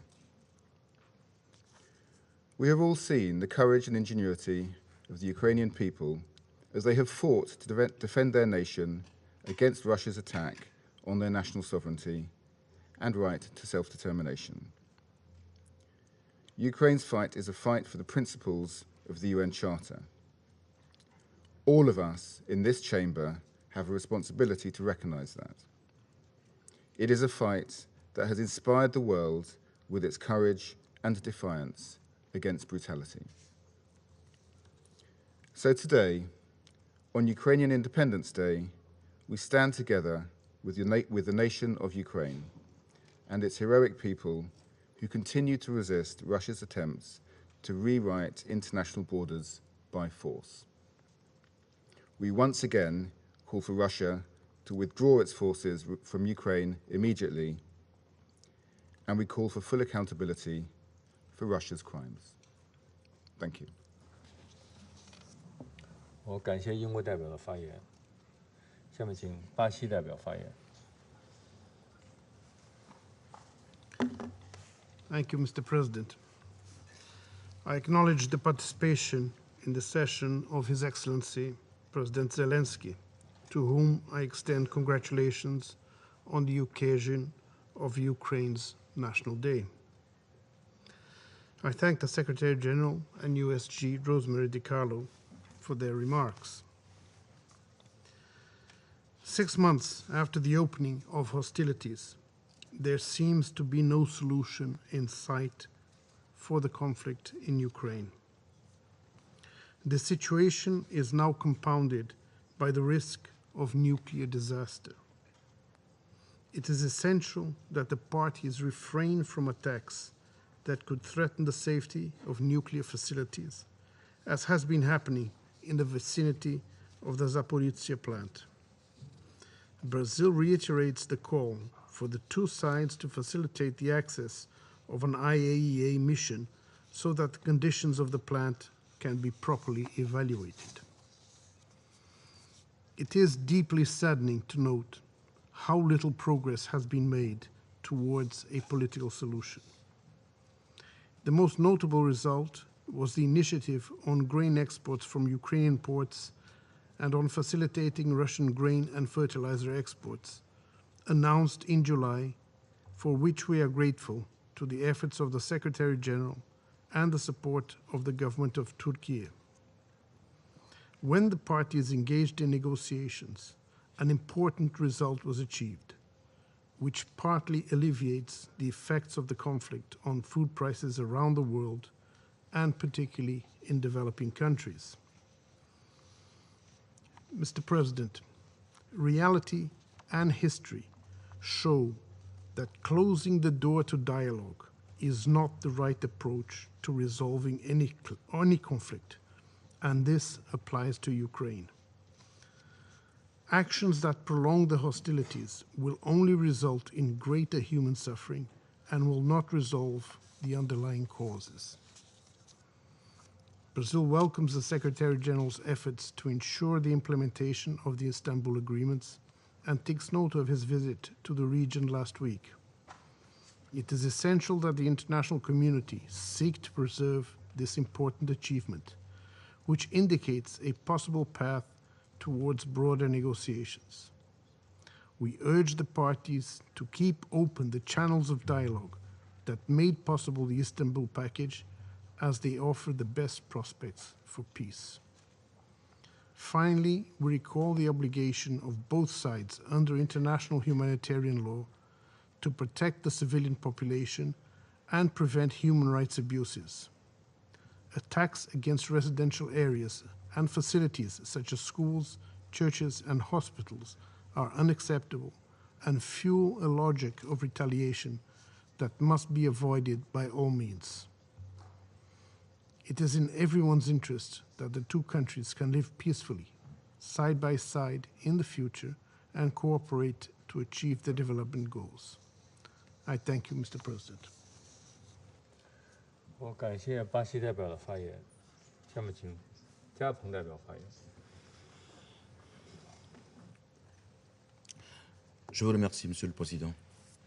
Je remercie le secrétaire général Antonio Guterres et la secrétaire générale adjointe Rosemary Di Carlo pour leurs exposés respectifs. Je salue la participation à cette réunion du président de la République d'Ukraine. Monsieur le Président, alors que la guerre en Ukraine entre dans son 7e mois, notre mémoire est pleine de compassion pour toutes les victimes depuis le début du conflit. Nous exprimons notre solidarité aux survivants, parmi lesquels de nombreuses femmes, des enfants, des personnes âgées, des personnes déplacées, des réfugiés dont le quotidien a été bouleversé. Nous rendons hommage au personnel humanitaire qui, sur le terrain, s'emploie à édulcorer l'atrocité du quotidien des survivants de la guerre en apportant une aide vitale et précieuse, souvent dans des conditions extrêmement difficiles. Au bilan de la guerre s'ajoute un bilan matériel très lourd. Les images de destruction d'édifices publics, des voies de communication, d'infrastructures de distribution de services publics sont devenues quotidiennes. Les bombardements visant des installations nucléaires, dont la centrale nucléaire de Zaporizhia est le symbole, font agiter le risque de catastrophe nucléaire. Un risque qui s'accroît au fil du développement de l'activité militaire autour de ce site. Il est urgent que l'activité militaire cesse autour des sites nucléaires et que les belligérants s'abstiennent de toute action susceptible de faire courir au monde le risque d'une catastrophe nucléaire dont les conséquences seraient irréparables. Nous réitérons notre appel aux parties à se conformer aux règles de sécurité nucléaire en vigueur et à coopérer avec l'AIEA pour sécuriser les sites potentiellement dangereux en vue de prévenir les risques de catastrophe. Nous saluons les récentes annonces indiquant la volonté des parties de mettre une mission des experts de l'AIEA à la centrale de Zaporizhia pour éviter tout embrasement. Nous réitérons notre opposition à la guerre et notre indignation face aux attaques visant des civils. Nous ne nous lasserons pas de répéter que les parties au conflit doivent respecter les engagements internationaux souscrits en vertu du droit international humanitaire. Monsieur le Président, la dernière mise à jour du Bureau du Haut-Commissaire des droits de l'homme fait état d'un bilan de 13 477 victimes civiles, dont 5 587 tués et 7 890 blessés. Un grand nombre de civils, dont des enfants, sont mutilés par des armes explosives de large portée aux effets indiscriminés. Aussi longtemps que les combats se poursuivront, la situation humanitaire en Ukraine et dans les pays environnants ne cessera certainement pas de se détériorer. L'on ne peut prédire à ce jour l'étendue des répercussions physiques et psychologiques qui en découleront, encore moins les conséquences économiques dont l'onde de choc ne cesse de s'étendre. Monsieur le Président, Depuis 7 mois, ce Conseil est en proie à une fragmentation sans précédent et vit au rythme des invectives d'un camp contre l'autre, pendant que villes, villages sont ravagés. Femmes, hommes et enfants sont meurtris par une guerre sanglante. Notre mandat est d'arrêter les guerres à défaut de les prévenir. Il est urgent que nous puissions nous réconcilier avec notre mandat et avec la vocation de ce Conseil. Face à la logique sans issue de l'affrontement et de l'antagonisme, mon pays continuera de choisir le camp de la paix, le camp de la négociation et le camp du dialogue. Nous devons activer les voies du dialogue. C'est la position constante de mon pays qui, depuis le début des hostilités, s'est positionné en faveur de la concertation comme mode privilégié de règlement des conflits. Le récent accord conclu pour permettre l'exportation de céréales des ports ukrainiens est un espoir qui en appelle d'autres. Il est grand temps que la paix revienne au centre de nos priorités. Pour terminer, mon pays appelle une fois de plus les parties à s'engager fermement dans les négociations de bonne foi, dans l'objectif de faire taire les armes et ramener la paix en Ukraine. Je vous remercie, Monsieur le Président. 我感谢加蓬代表的发言，下面请肯尼亚代表发言。 Thank you, Mr. President. I thank Secretary General Antonio Guterres and Undersecretary General Rosemary DiCarlo for their updates on the situation in Ukraine. Kenya takes this opportunity to convey our best wishes to President Zelensky and the people of Ukraine on their Independence Day. We regret that what should be a day of celebration is impaired by a war that has breached Ukraine's territorial integrity, contrary to the fundamental principles of the UN Charter. The people of Ukraine have suffered greatly these past 6 months. We offer them, and particularly the bereaved families, our deepest condolences. Mr. President, Ukraine's Independence Day gives us an opportunity to appreciate our own independence, as I am sure is the case for every member of this assembly. We will forever be thankful for the brave men and women who fought for our freedom. We joined the UN within days of becoming independent. We signed up to its principles because as a young nation, we needed assurance that our sovereignty, territorial integrity, and political independence would be respected. We valued its mission to outlaw aggression, to use its instruments to help us turn our swords into plowshares so that we could enjoy the fruits of our freedom. We remain thankful that this United Nations stood for decolonization, that it gave voice to the smallest countries in the world without regard to their military might or wealth. What a precious heritage we have, and how intolerable that it should be as endangered as it is today. We are forced by this moment to recall how its failed predecessor, the League of Nations, was unable to stop the conflicts that led to the Great Fire of World War II. Multilateralism, as expressed in the United Nations, including in this venerated chamber, with all its flaws, is our last hope against a new world war. The wars we choose to fight as Kenya and Africa, as I believe is the case for most of the world, are for independence from poverty, ignorance, and disease. We have no desire to be drawn into a worldwide conflict or for our grievances and disagreements to be the soil in which wars by proxy take root. We see in Ukraine's war a grim warning that we too may be engulfed by the competitions and confrontations that are contributing to its ferocity. That is why we believe that Ukraine's immediate fate is so important to all of us. Ukraine deserves the same freedom and independence that we enjoy. It is a member of our UN in good standing. Its sovereignty, territorial integrity, and political independence should be respected.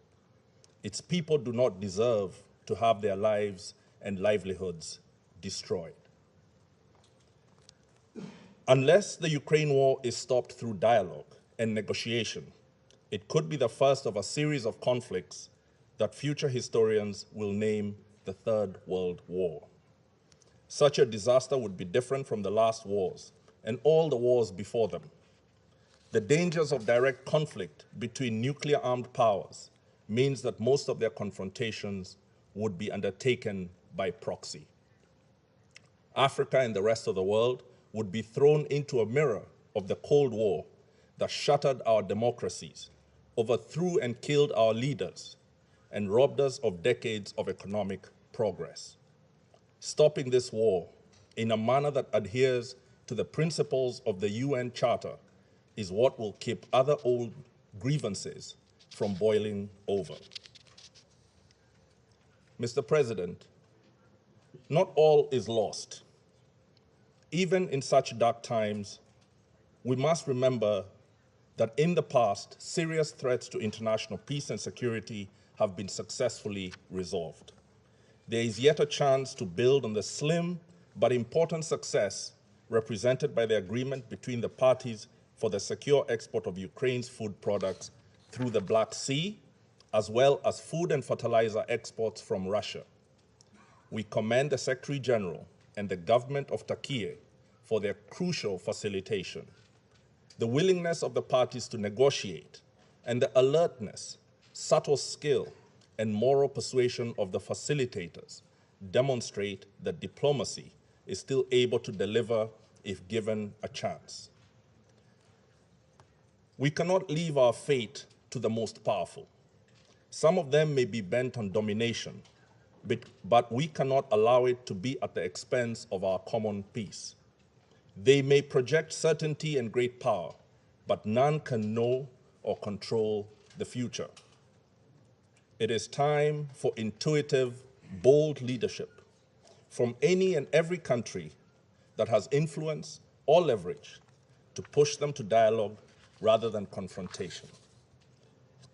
The immediate aim should be for cessation of hostilities in Ukraine, the opening of safe humanitarian corridors and unhindered humanitarian access, and the security of all nuclear installations, especially the Zaporizhzhia nuclear power plant. These should be part of a roadmap to achieving a comprehensive agreement that secures the sovereignty and territorial integrity of Ukraine. Such an end, given the emerging escalation between the great powers, would ideally be linked to a broader negotiation that produces a stable European security order. The principles underlying such an order should adhere to the UN Charter and be utilized to stabilize other parts of the world. In the meantime, Kenya, while in the Security Council and in all relevant forums, will offer every support to positive efforts seeking these aims. We will continue to champion the cause of the Secretary General and his team, who need to be commended for their tireless efforts. In this regard, we applaud his recent visit to Lviv. We also pay tribute to the determined efforts by the UN's agencies, funds, and programs to provide humanitarian aid and comfort to Ukraine's most vulnerable.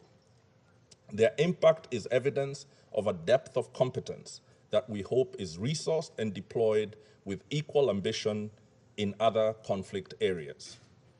Mr. President, we know that even with a gravely threatened multilateralism, as reflected in this downcast Security Council, a spirit of urgency and imagination can still allow us to forge a just peace for Ukraine.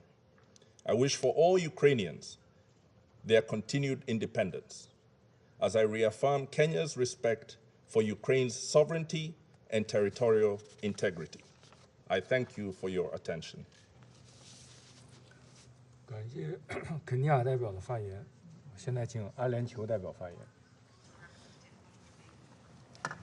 Thank you, Mr. President. And at the outset, I would like to thank the Secretary General for his opening remarks and Under Secretary General Di Carlo for her valuable briefing. I want to also express our gratitude to the Secretary General and his team for effective use of his good offices.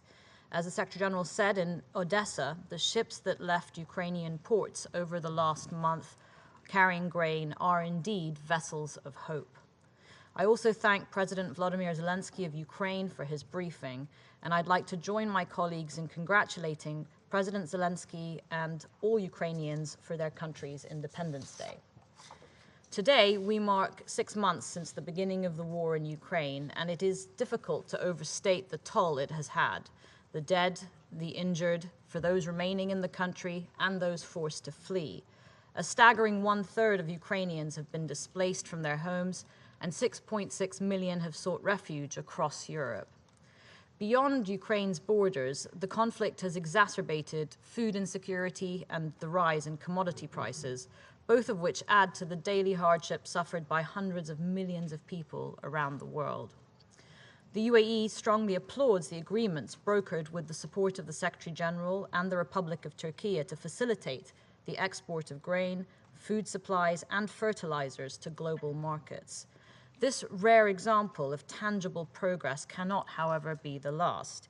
It must incentivize more concerted efforts to mitigate the impact of this conflict on the lives of those most in need, and hopefully ensure that we are not here 6 months from now, marking a year of conflict and further global disruption. Mr. President, the UN Charter provides a repertoire of tools to address the peaceful settlement of disputes, none of which are applicable in the absence of the political will to use them. In turn, this requires us, all of us, to recognize that the war will only end through a negotiated settlement, and that all wars must eventually end, as they have done countless times in human history. There is value in the Council's meetings on Ukraine when they're complemented with action, laser-focused on alleviating the suffering of civilians and finding a political path to this war's end. We cannot change the past, but what happens next is a responsibility we all share. In the last few weeks, we have seen signs of progress, particularly the agreements on agricultural exports. We've also taken positive note of the parties' expressed support for the IAEA to send a mission to the Zaporizhzhia nuclear power plant, and we urgently reiterate that this must happen. As the Secretary General has said, the warning lights are flashing, and failure to act could be grave. These initiatives all have the potential as confidence-building measures that could unlock broader political discussions, and we need to work hard to preserve and expand these windows towards viable diplomatic initiatives aimed at de-escalation and resolution. Mr. President, a peaceful, sustainable resolution relies ultimately on the UN Charter and international law as our guiding principle. 6 months in, our call for a cessation of hostilities throughout Ukraine is as relevant as it has ever been. We cannot become inured to this war. The stakes are too high, every life is too precious. The conflict should end now, and we need to see leaders from both sides commit to charting that difficult path forward with all of our support. Thank you, Mr. President. 我感谢阿联酋代表的发言，下面请加纳代表发言。 I thank you, Mr. President. I welcome the participation in this meeting of President Zelensky and other Rule 39 participants. We wish Ukraine best wishes on their Independence Day.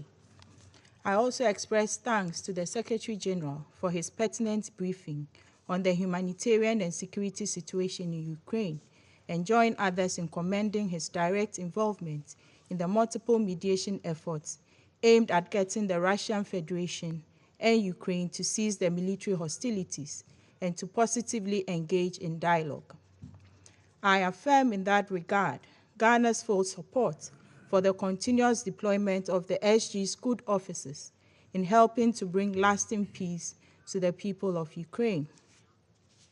Mr. President, the Black Sea Grain Initiative and the agreement on promoting the access of Russian food products and fertilizers to world markets, both secured under the auspices of the United Nations, with the active facilitation, by other key actors have proven that with persistent diplomacy, an acceptable political solution could be found to the ongoing military hostilities in Ukraine.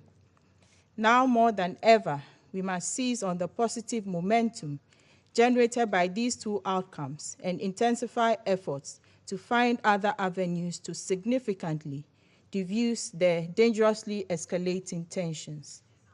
Indeed, since the initial on July 27th and the subsequent implementation, the maritime humanitarian corridor in the Black Sea created by the initiative has enabled more than 500,000 metric tons of grain and other foodstuffs to be evacuated from Ukraine's southern ports to various parts of the world, which hitherto had been reeling under the threat of hunger and food insecurity. We urge the members of this council to overcome their persistent divide and work in a constructive manner to bring the weight of the council's authority in support of such initiatives. Mr. President, the mounting death toll and the destruction to economic infrastructure in Ukraine remain a matter of deep concern to Ghana. The deliberate targeting of nuclear facilities meant for peaceful purposes has further heightened our fears that a dangerous phase has begun in this senseless war. We stress the need for the parties to heed our genuine calls, including that of the international community, to end the war. Further, we urge the demilitarization of all the zones around Ukraine's nuclear facilities and affirm our support for international inspectors to be allowed access to the facilities in line with established norms. Beyond the fact that there is no military solution to the substantive security concerns of the parties, the war is unfortunately accentuating geopolitical tensions in many areas, exerting further strain on the already fragile international order. We share the conviction that any miscalculation could potentially result in a wider conflict in Europe, with long-term irreparable damage to the global peace and security architecture. We therefore continue to urge maximum restraint on the part of all the key actors and for an unconditional respect of the obligations imposed by the Charter. In that regard, we encourage all parties to the conflict to seek pacific settlement, as there should be no question about the need to respect international law, which underpins the current rules-based international order. Mr. President, in conclusion, we wish to underscore that it is crucial for the lives and safety of civilians, particularly women and children, caught up in the ongoing war, to be prioritized above every other consideration. We therefore renew our call on the Russian Federation to withdraw all its invading troops from the internationally recognized borders of Ukraine and pursue diplomacy and dialogue to resolve its legitimate security concerns. I thank you. 谢谢。下面请印度代表发言。 Thank you, Mr. President.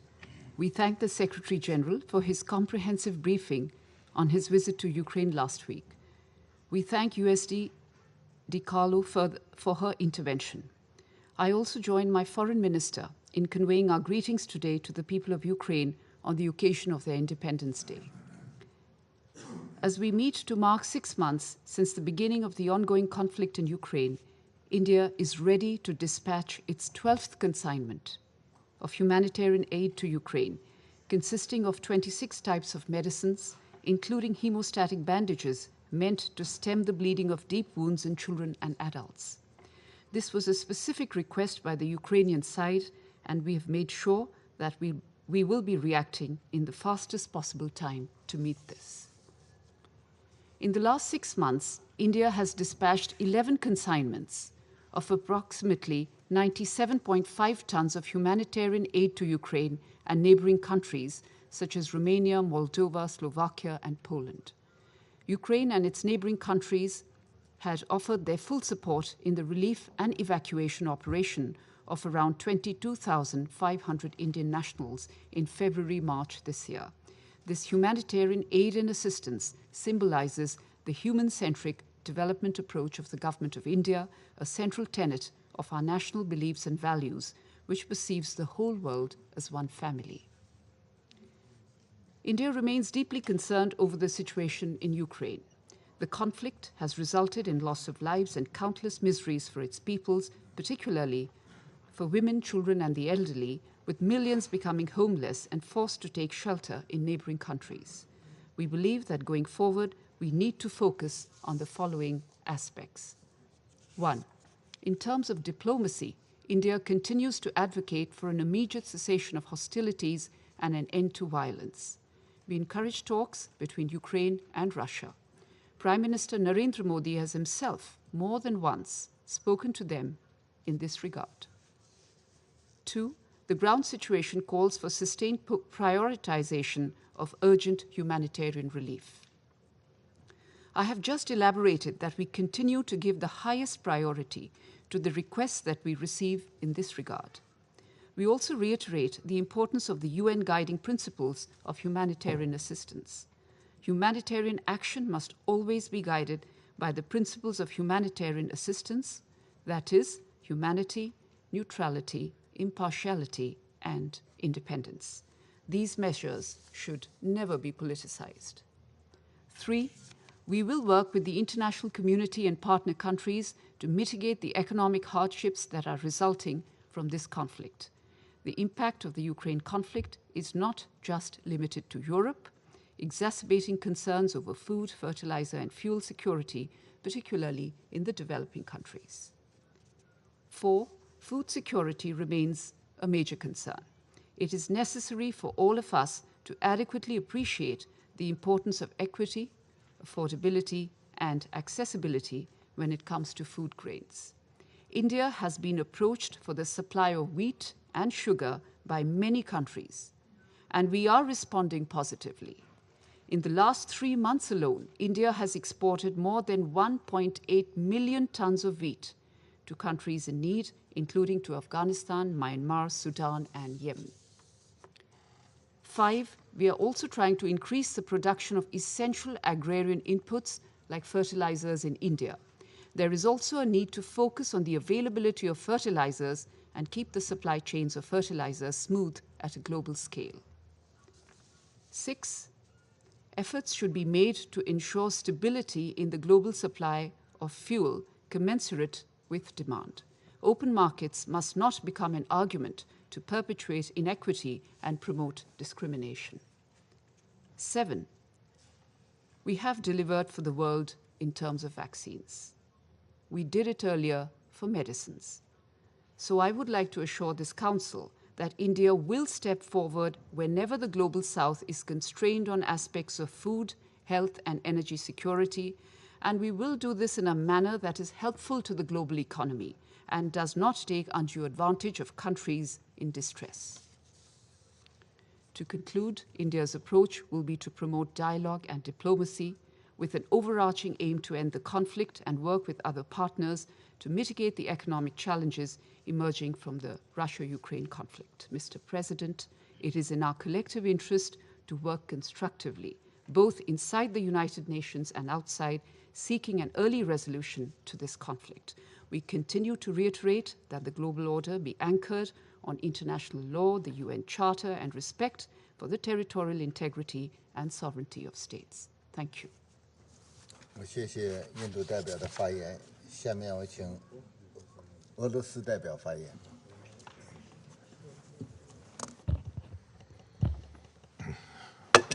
Господин председатель, к выступлению президента Украины. Причина, по которой члены Совета в свое время решили избегать подключения зарубежных лидеров по видеосвязи, состоит еще и в стремлении избежать технических накладок, которые мы только что наблюдали в ходе выступления господина Зеленского. Уловить что-то из которого подчас было очень сложно. Надеемся, что наша позиция в пользу необходимости очного участия в заседаниях подобных приглашенных, хотя бы из уважения к ним, стала более понятна тем, кто следит за сегодняшним заседанием. Господин председатель, вчера мы собирались здесь в связи с конкретной угрозой международному миру и безопасности, продолжающимися бомбардировками Киевом Запорожской атомной электростанции, которые ставят Европу на грань ядерной катастрофы. Мы приняли к сведению разъяснение генерального секретаря, почему он не принял участие в вчерашнем заседании. Сегодняшняя же встреча формально вообще не привязана к развитию ситуации на Земле и призвана продемонстрировать неизменную поддержку западных делегаций любых действий киевского режима. Мы предсказуемо наслушались мантр про российскую агрессию. Как мы уже говорили, за последние 200 лет иных объяснений для проблем европейской безопасности, кроме как ссылок на действия России, на Западе так и не появилось. Наслушались мы сегодня и утверждения о катастрофических последствиях 6 месяцев военных действий для мирного населения Украины. Никто не спорит, украинцам сегодня приходится нелегко. Однако ответственность за это несет киевский режим, пришедший к власти в 2014 году в результате осуществленного при помощи ряда западных государств антиконституционного переворота. С самого начала новая майданная власть последовательно вела страну к катастрофе, взяв курс на русофобию и героизацию нацистских преступников. Таким образом, по самым скромным подсчетам, более 60% населения Украины оказались лишены возможности реализовать свою русскоязычную идентичность вопреки всем соответствующим международным конвенциям и обязательствам Украины. Западные же кураторы, ослепленные геополитической задачей ослабления России, изначально дали понять, что будут покрывать любые преступления киевской власти и закрывать глаза на то, чего никогда не допустили бы в собственных странах. В полной мере киевский режим проявил свою преступную сущность, когда живьем сжигал несогласных в Доме профсоюзов в Одессе и обрушил бомбы и снаряды на мирное население Донбасса. В этом бессмысленном крестовом походе против самой себя Украина потеряла Крым и спровоцировала вооруженный отпор со стороны дончан и луганчан, взявшихся за оружие во имя свободы и будущего своих детей. Эта война, уносившая жизни мирных жителей в течение 8 лет, могла бы закончиться, если бы Киев выполнил Минские договоренности. Однако ни украинским властям, ни их зарубежным покровителям это не было нужно.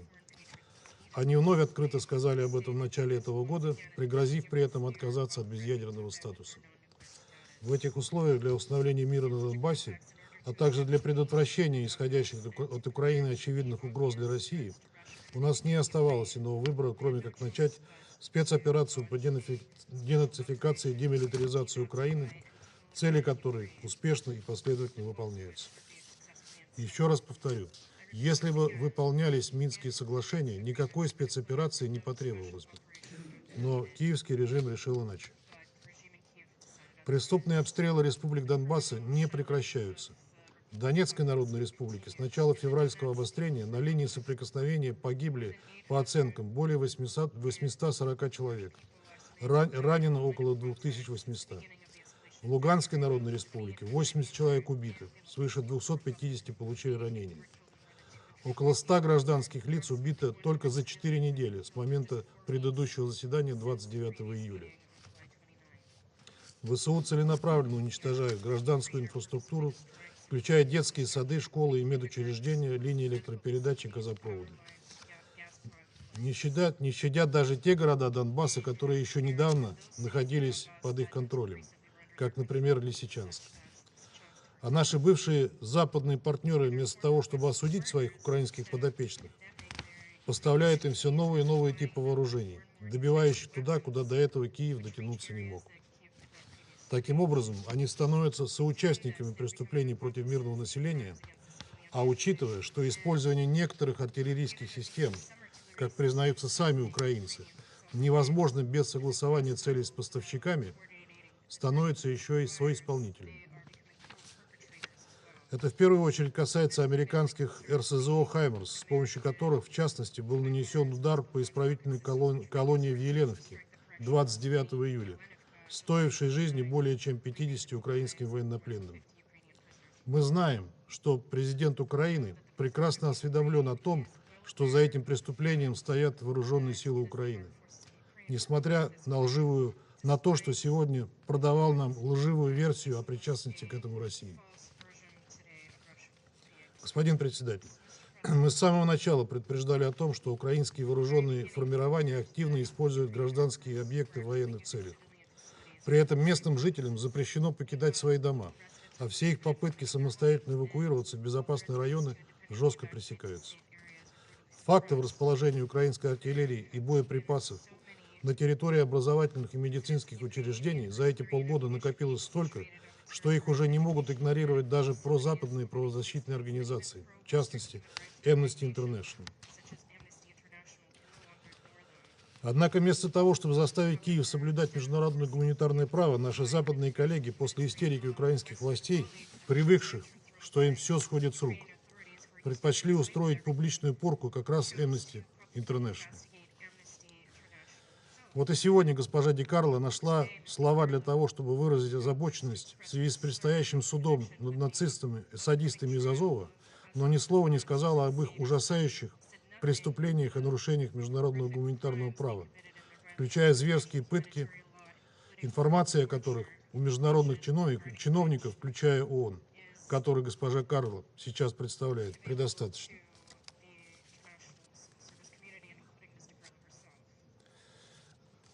В том числе и ООН, который госпожа Ди Карло сейчас представляет, предостаточно. Выглядит все это, честно говоря, крайне цинично и беспринципно и девальвирует продвигаемые Западом ценности свободы слова и защиты прав человека. Жаль, что вы этого не понимаете.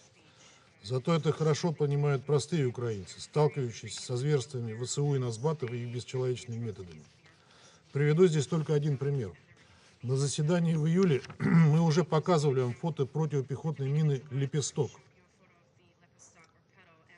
Сегодня для большей наглядности продемонстрирую вам учебный макет такой мины, которую украинские войска сотнями разбрасывают в Донбассе на освобожденных российской армией территориях и даже закидывают на территорию России.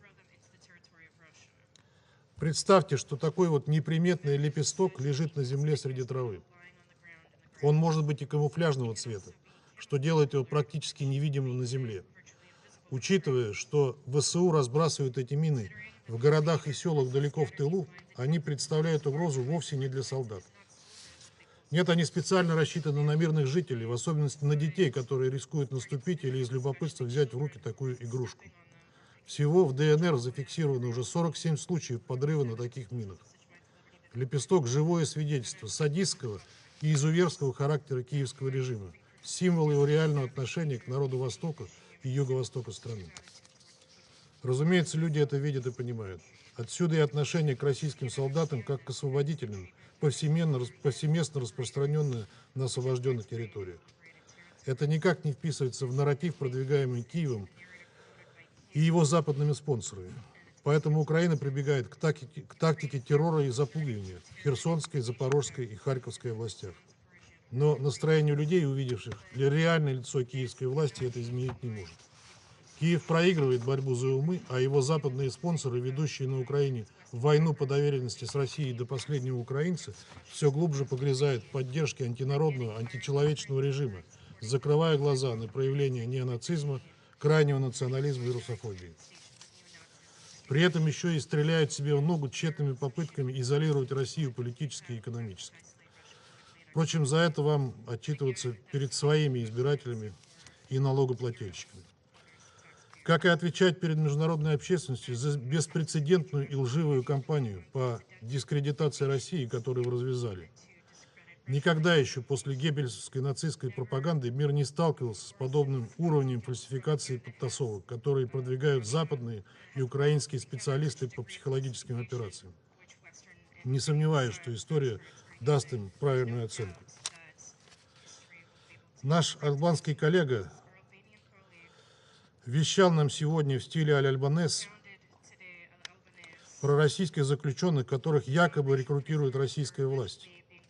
Но забыл упомянуть о выпущенных из украинских тюрем украинских заключенных, которым раздали оружие в самые первые дни специальной военной операции, и которые прославились мародерством и убийствами, и которые до сих пор продолжают терроризировать украинские города. Мы подробно остановимся на этом на одном из будущих заседаний. Господин председатель, своего рода историей успеха принято считать так называемую Черноморскую инициативу Генерального секретаря ООН, особенно в части, касающейся беспрепятственного вывоза продовольствия из Украины. Однако и здесь есть настораживающие тенденции. За 4 недели экспортных операций из 34 сухогрузов только один направился в Африку. Это совершенно не вяжется с изначально заявленными целями борьбы с голодом в странах, остро нуждающихся в зерновых.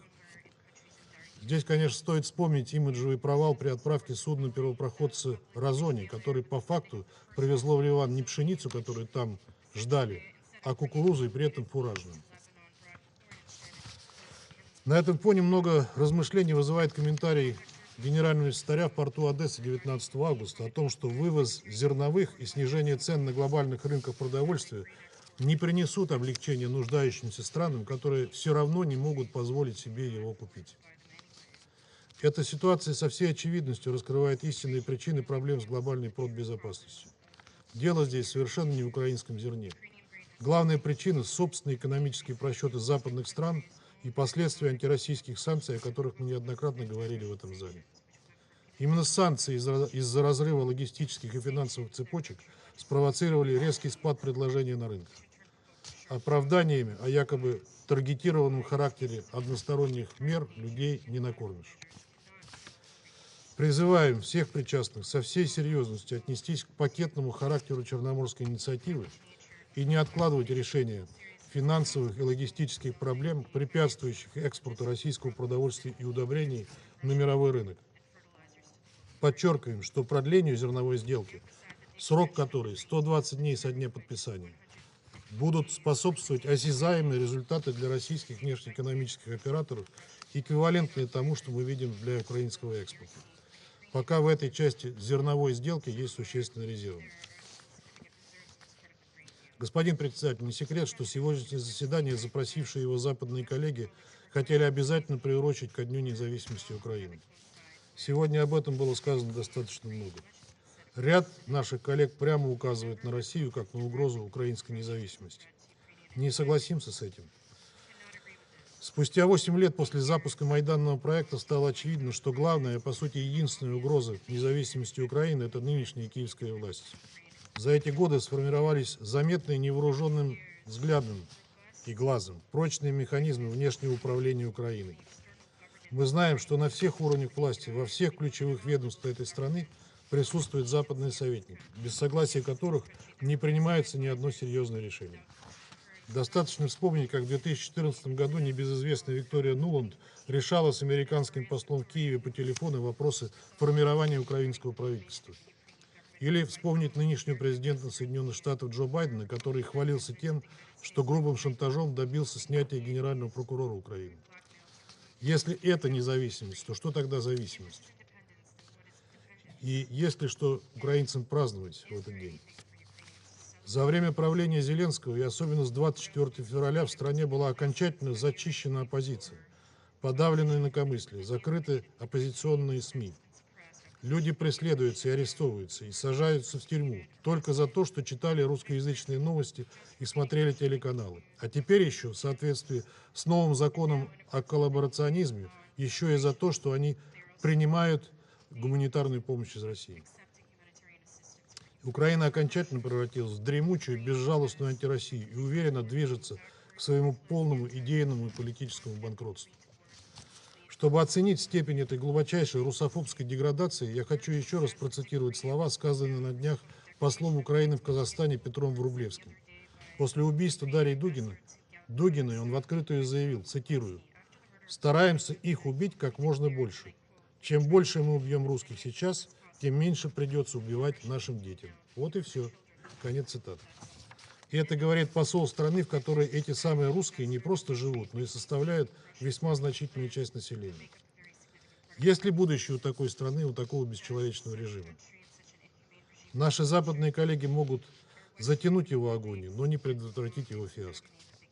Поэтому в завершении хотел бы пожелать братскому украинскому народу обрести, наконец, свободу и получить возможность строить такое общество, которое уважало бы элементарные права человека и национальную идентичность и жило бы в мире со своими соседями.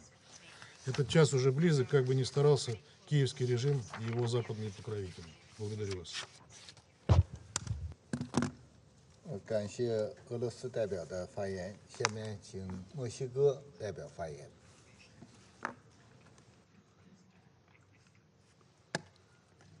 Muchas gracias, señor presidente. Señor presidente, mi delegación agradece al secretario general y a la secretaria general adjunta por sus presentaciones.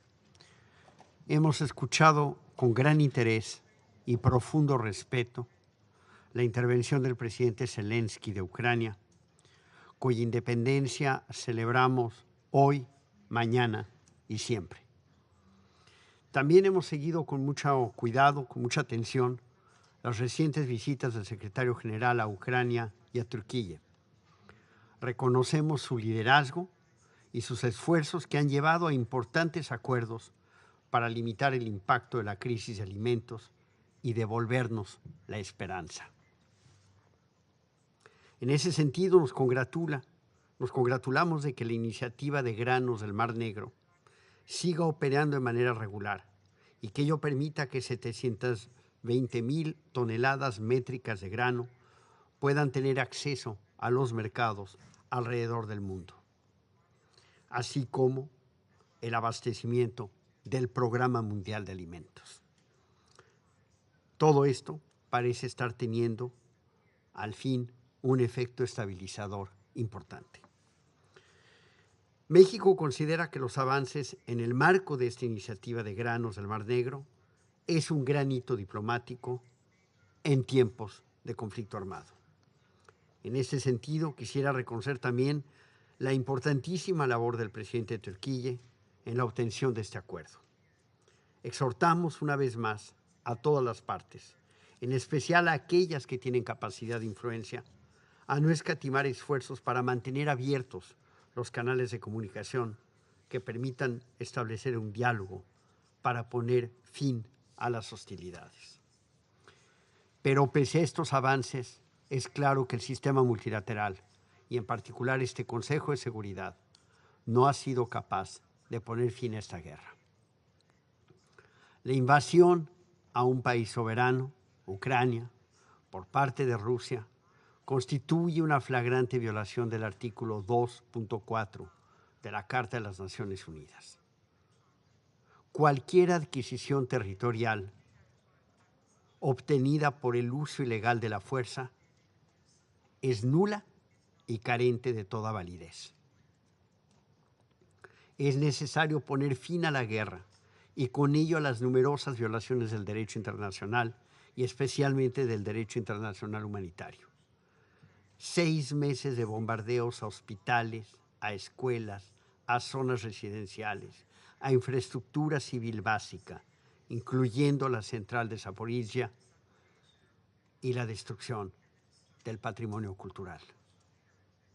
6 meses de violaciones a los métodos y medios de conducción de las hostilidades, de violación a los derechos humanos, incluyendo la perpetración de violencia sexual y de género, de uso de armas con efectos indiscriminados, como las municiones en racimo o las minas. Exhortamos de la manera más enfática a poner fin a estos ataques, en especial a aquellos dirigidos contra la población civil y a los ataques indiscriminados. Asimismo, llamamos a las partes a cumplir con los principios de distinción, proporcionalidad y precaución en la conducción de las hostilidades. Expresamos nuestro más amplio apoyo a las labores de investigación que realizan tanto el fiscal de la Corte Penal Internacional, así como para el establecimiento de una misión de determinación de los hechos sobre los presuntos crímenes de guerra ocurridos en Olenivka. La rendición de cuentas es un pilar fundamental de nuestro sistema multilateral y los responsables de los crímenes que se han cometido y se cometan en Ucrania deberán ser llevados ante la justicia. Señor presidente, México reitera su honda preocupación por la amenaza que representan los flujos ilícitos y el tráfico de armas a la región. Es necesario mantener una vigilancia sobre el ciclo completo de vida de las armas, desde su transferencia, pasando por la intermediación y concluyendo en quienes resultan ser los usuarios finales. Debemos orientar las acciones para evitar que las armas caigan en manos de quienes nunca deberían tenerlas, especialmente cuando las hostilidades han concluido. El trabajo de México en este Consejo seguirá enfocado en avanzar y cimentar la construcción de la paz en Ucrania. En esta línea, quisiera reiterar nuestro llamado urgente a negociar un cese a las hostilidades y a buscar la solución por la vía del diálogo y la diplomacia. Concluyo reafirmando nuestro apoyo a la independencia, soberanía e integridad territorial de Ucrania dentro de sus fronteras internacionalmente reconocidas. Son principios consagrados en la Carta de las Naciones Unidas y todos los aquí presentes nos comprometimos a respetarlos y a hacerlos respetar. Muchas gracias. 我感谢墨西哥代表的发言。我现在以中国代表的身份发言。各位同事，中方在乌克兰问题上的立场是一贯的、明确的。我们始终主张，各国主权、领土完整都应该得到尊重，联合国宪章宗旨和原则都应该得到遵守，各国合理安全关切都应该得到重视，一切有利于和平解决危机的努力都应该得到支持。然而，乌克兰危机还在延续，战事还在扩大，外溢影响还在蔓延，和平的前景还没有出现。国际社会迫切希望早日恢复和平，也期待安理会能够为此发挥应有的作用。应该反思的是，安理会是否找到了解决问题的正确方向，是否为缓和局势付出了切实努力。中方愿同所有爱好和平的国家一道，致力于劝和促谈，推动局势缓和降温。当务之急，我们认为应该从以下几点着手。第一，要为冲突设置安全法。国际人道法应当成为冲突当事方的行为准则。平民和民用设施不能作为军事打击的目标。最近针对扎波罗热核电站的频繁袭击，引发广泛关切和担忧，给世界投下了核阴影。中方再次呼吁有关当事方保持克制、谨慎行事，避免采取危及核设施安全和安保的行动，守好核安全的红线。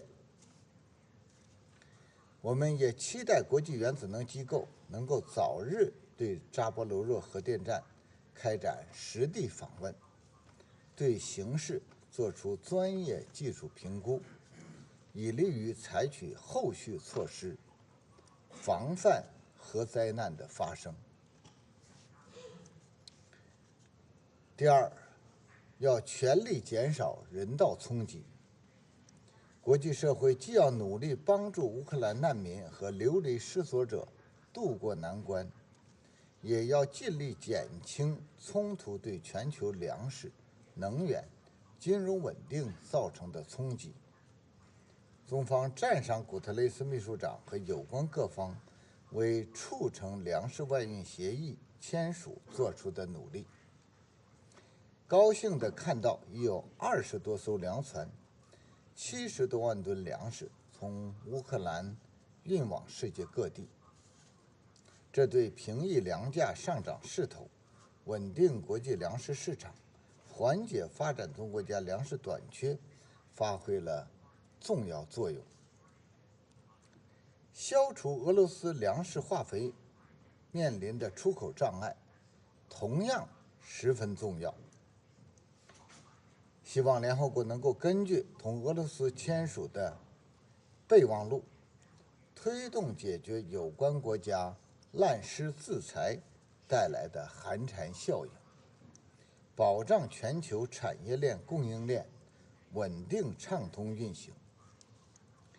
发展中国家正处在困难时期，削减官方发展援助无异于雪上加霜。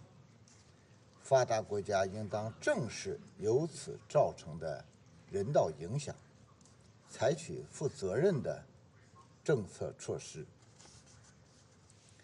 第三，要给外交解决留出路。和平从来不是靠制裁施压、输送武器得来的，而是需要各方共同争取和维护。无论形势多复杂，分析多严峻，外交对话的大门都不能关上。粮食外运问题取得积极进展，让我们看到了外交努力的潜力和政治解决的可能。希望俄乌双方继续保持对话沟通，争取早日重返外交谈判，为停火止战不断积累势头和条件。美国和北约应该好好反思自身角色，将精力和重点放到真正有利于促进和平的事情上来，而不是拱火浇油。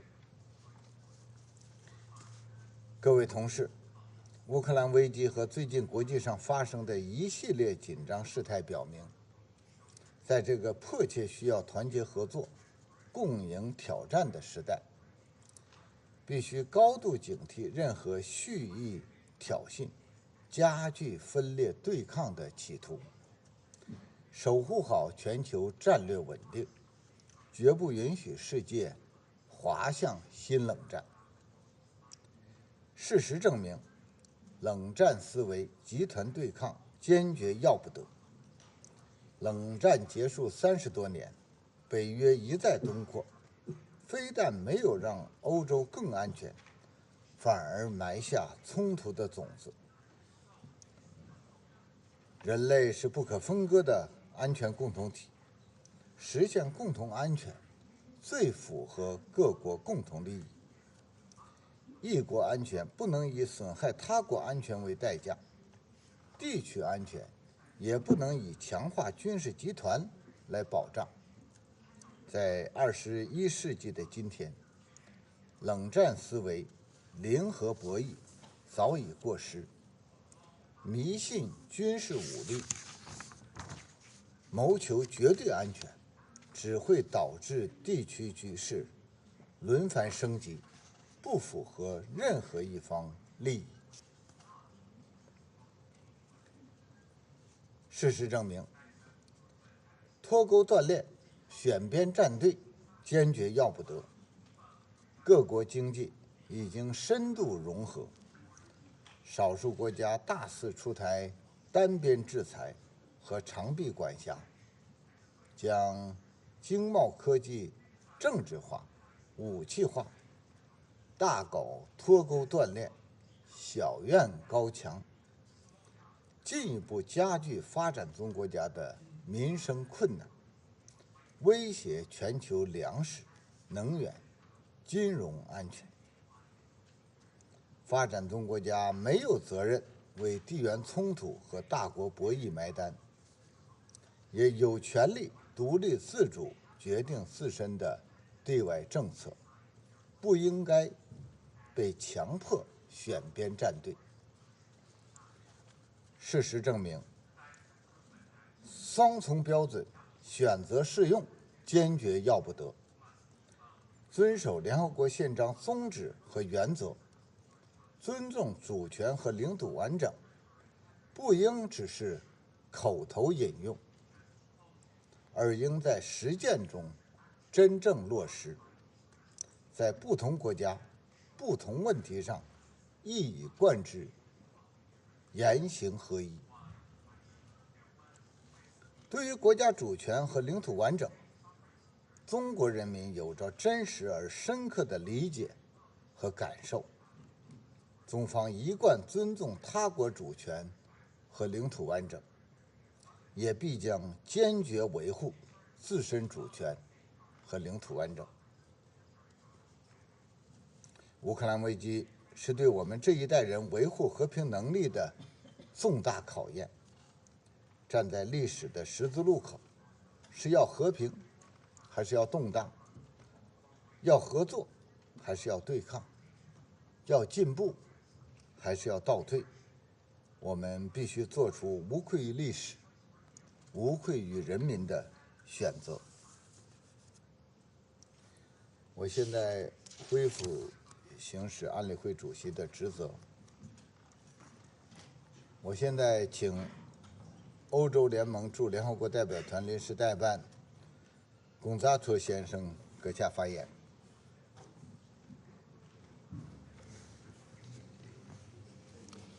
Thank you.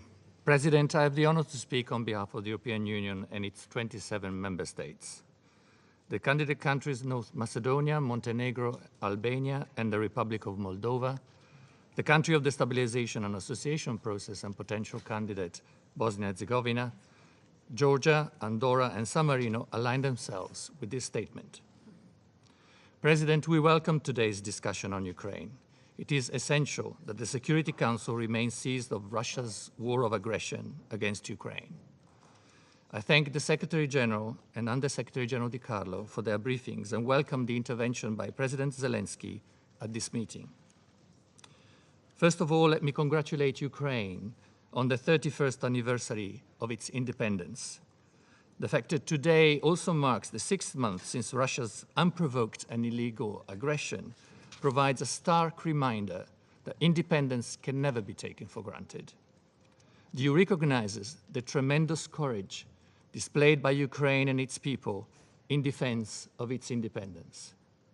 As the Under-Secretary General told us, the Office of the High Commissioner for Human Rights has verified over 13,000 civilian casualties since Russia's attack, with the true numbers being considerably higher. We express our deepest sympathy to the families of the victims and reaffirm our commitment to continue our support to Ukraine in any way we can. The EU reiterates its strongest condemnation for the continued violation by Russia of the UN Charter, as well as its disregard of the United Nations General Assembly resolutions adopted in March this year by an overwhelming majority of UN members. We also deplore Russia's failure to comply with the legally binding order of the International Court of Justice to immediately cease its use of force against Ukraine. And we call upon the Russian Federation to comply with its obligation under international law, including the UN Charter, international humanitarian law, and human rights law. The perpetrators of war crimes and of other serious violations, as well as the responsible government officials and military representatives, will be held accountable. The EU actively supports all measures to ensure accountability for human rights violations and violations of international humanitarian law committed during the Russian aggression in Ukraine. President, the past months we have seen an emerging risk of nuclear calamity in Europe. It is deplorable that we even need to say that a nuclear power plant should never be used as a military base. The deployment of Russian military personnel and weaponry at the nuclear facility is unacceptable and disregards the safety, security, and safeguard principles that all IAEA members have committed to respect. We urge the Russian Federation to immediately withdraw its military forces and all other unauthorized personnel from the Zaporizhzhia nuclear power plant and its immediate surroundings, so that the operator and Ukrainian authorities can resume their sovereign responsibilities within Ukraine's international recognized borders, and so that the legitimate operating staff can conduct their duties without outside interference, threat, or unacceptably harsh working conditions. An IAEA mission urgently needs to enter the power plant to address nuclear safety, security, and safeguard concerns in a manner that respects full Ukrainian sovereignty and its control over its territory and infrastructure. IAEA staff must be able to access all nuclear facilities in Ukraine safely and without impediment, and engage directly and without interference with Ukrainian personnel responsible for the operation of these facilities. The global implications of Russia's aggression are well documented, Mr. President. We support the UN's Global Crisis Response Group, launched in the aftermath of Russia's invasion with a view to addressing rocketing food and energy prices. We welcome the progress made in implementing the Black Sea Grain Initiative and reiterate our gratitude to the Secretary General and Turkey for facilitating its agreement, and acknowledge the positive role played by other actors, such as the African Union leadership, in coming to an arrangement. We call for continued strict implementation of the Black Sea Grain Initiative with a view to addressing rising food prices globally. With our Solidarity Lanes initiative, aimed at boosting exports from Ukraine over land, the EU is proud to have contributed to increasing Ukrainian exports of cereals, oilseeds, and related products from 1.3 million tons in April to 2.8 million tons in July. We're also supporting agricultural production and resilience in the most affected countries. The EU welcomes the active involvement of the Secretary General. His recent visit to Ukraine and Istanbul demonstrates his dedication to address this crisis, and the EU will continue to support his efforts and those of his staff, including the Joint Coordination Center. We welcome the Secretary General's calls to demilitarize the Zaporizhzhia nuclear power plant, as well as the establishment of a fact-finding mission to investigate the incident in a detention facility in Olenivka. President, in conclusion, the UN's member states reaffirmed their commitment to the sovereignty, independence, and territorial integrity of Ukraine within its international recognized borders and extending to its territorial sea. President, this war is senseless. The humanitarian consequences for millions of civilians are disastrous. Russia could end it tomorrow if it wanted. Until that happens, human lives are wasted and the war's global fallout continues at a time in history where we should focus on the planetary crises which are impacting us all. This is why we reiterate our demand for the immediate cessation of the military aggression against Ukraine by the Russian Federation, as well as for the full, immediate and unconditional withdrawal of its forces and military equipment from Ukraine's territory. In the meantime, we wish to assure our partners around the world that the EU will continue to demonstrate its global solidarity to address the impacts of Russia's aggression, especially on the most vulnerable. I thank you.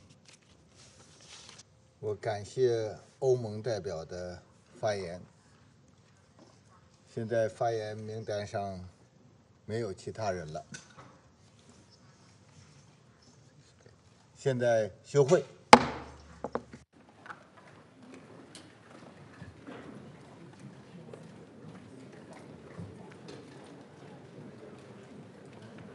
Nothing, they are not contacting, not negotiating. President Zelensky is saying that the condition to negotiate is full Russian withdrawal from the territory of Ukraine, and that does not limit, he does not limit it to the current status, but to the previous one as well.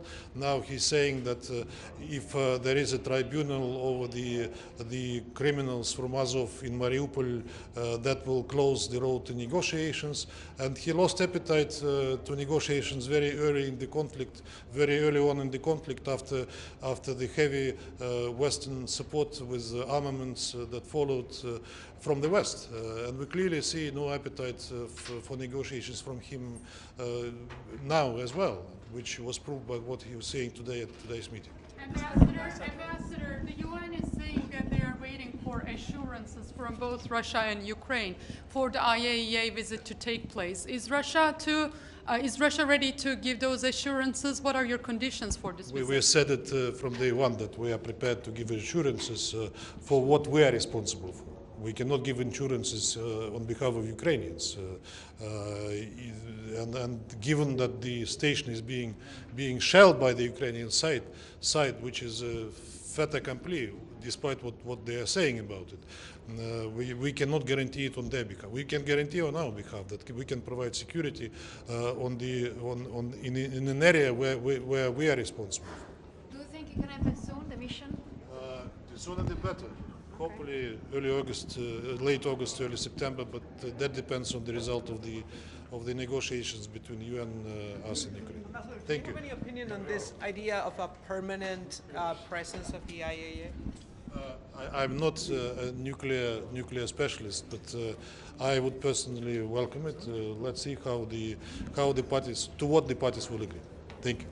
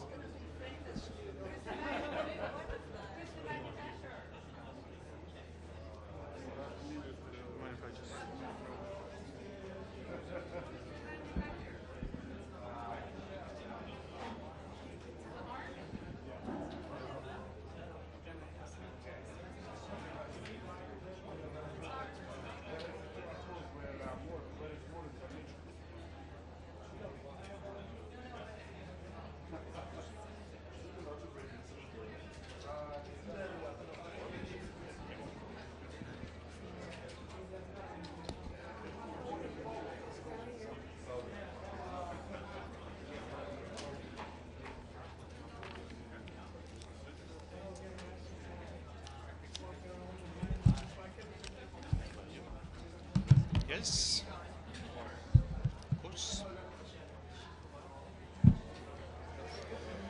All right, how are you, all of you? We will wait for a moment to allow my dear colleagues to join.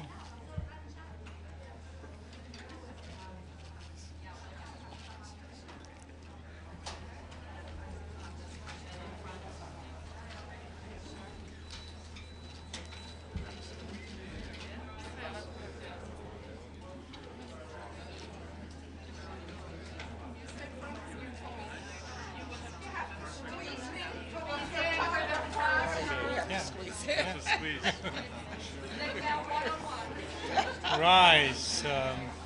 Well, in fact, it's a very good thing to tell that there are so many of us that we need to squeeze. We will not squeeze, however, we will expand in support of Ukraine, believe me. Dear ladies and gentlemen, I thank you very much for being here this afternoon. And I would like to read this joint statement. The following is a joint statement by Albania, Andorra, Australia, Austria, Belgium, Bosnia and Herzegovina, Bulgaria, Canada, Colombia, Croatia, Republic of Cyprus, Czech Republic, Denmark, Estonia, Finland, France, Georgia, Germany, Greece, Guatemala, Hungary, Iceland, Ireland, Italy, Japan, Latvia, Liechtenstein, Lithuania, Luxembourg, Malta, Marshall Islands, Monaco, Montenegro, the Netherlands, New Zealand, North Macedonia, Norway, Palau, Poland, Portugal, Republic of Moldova, Republic of Korea, Romania, San Marino, Singapore, Slovakia, Slovenia, Spain, Switzerland, Turkey, Ukraine, the Federated States of Micronesia, the United Kingdom, the United States, and the European Union. Today marks 6 months since the beginning of Russia's unprovoked, full-scale, and illegal invasion of Ukraine. We recall the UN General Assembly's resounding conclusions that the Russian Federation's aggression against Ukraine is a violation of the UN Charter that impacts not only the people of Ukraine, but millions of people around the world. We deplore the Russian Federation's failure to implement UN General Assembly Resolution A/ES/11/1 of the 2nd of March 2022 and the Resolution A/ES/11/2 of the 24th of March 2022, as well as its failure to comply with the legally binding order by the International Court of Justice of 16th of March 2022, in particular, its failure to immediately cease its use of force against Ukraine. All states have an obligation under Article 2 of the Charter of the United Nations to refrain in their international relations from the threat of use of force against the territorial integrity or political independence of any state and to settle their international disputes by peaceful means. No territorial acquisition resulting from the threat or use of force shall be recognized as lawful.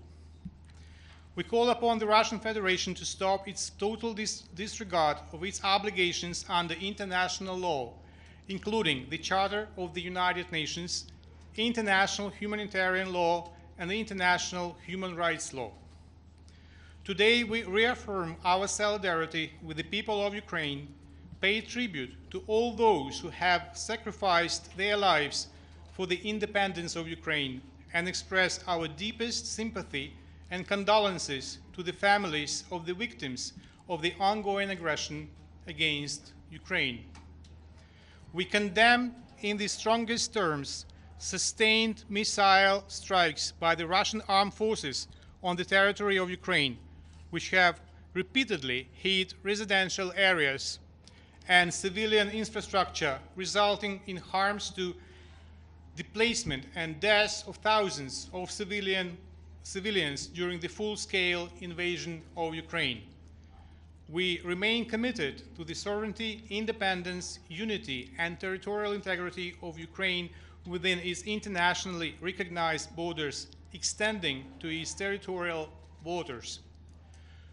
Today, once again, we reiterate our demand for the immediate cessation of hostilities by the Russian Federation against Ukraine, of all attacks directed against civilians and civilian infrastructure, and the full, immediate, and unconditional withdrawal of the Russian forces and military equipment from the territory of Ukraine. End of statement.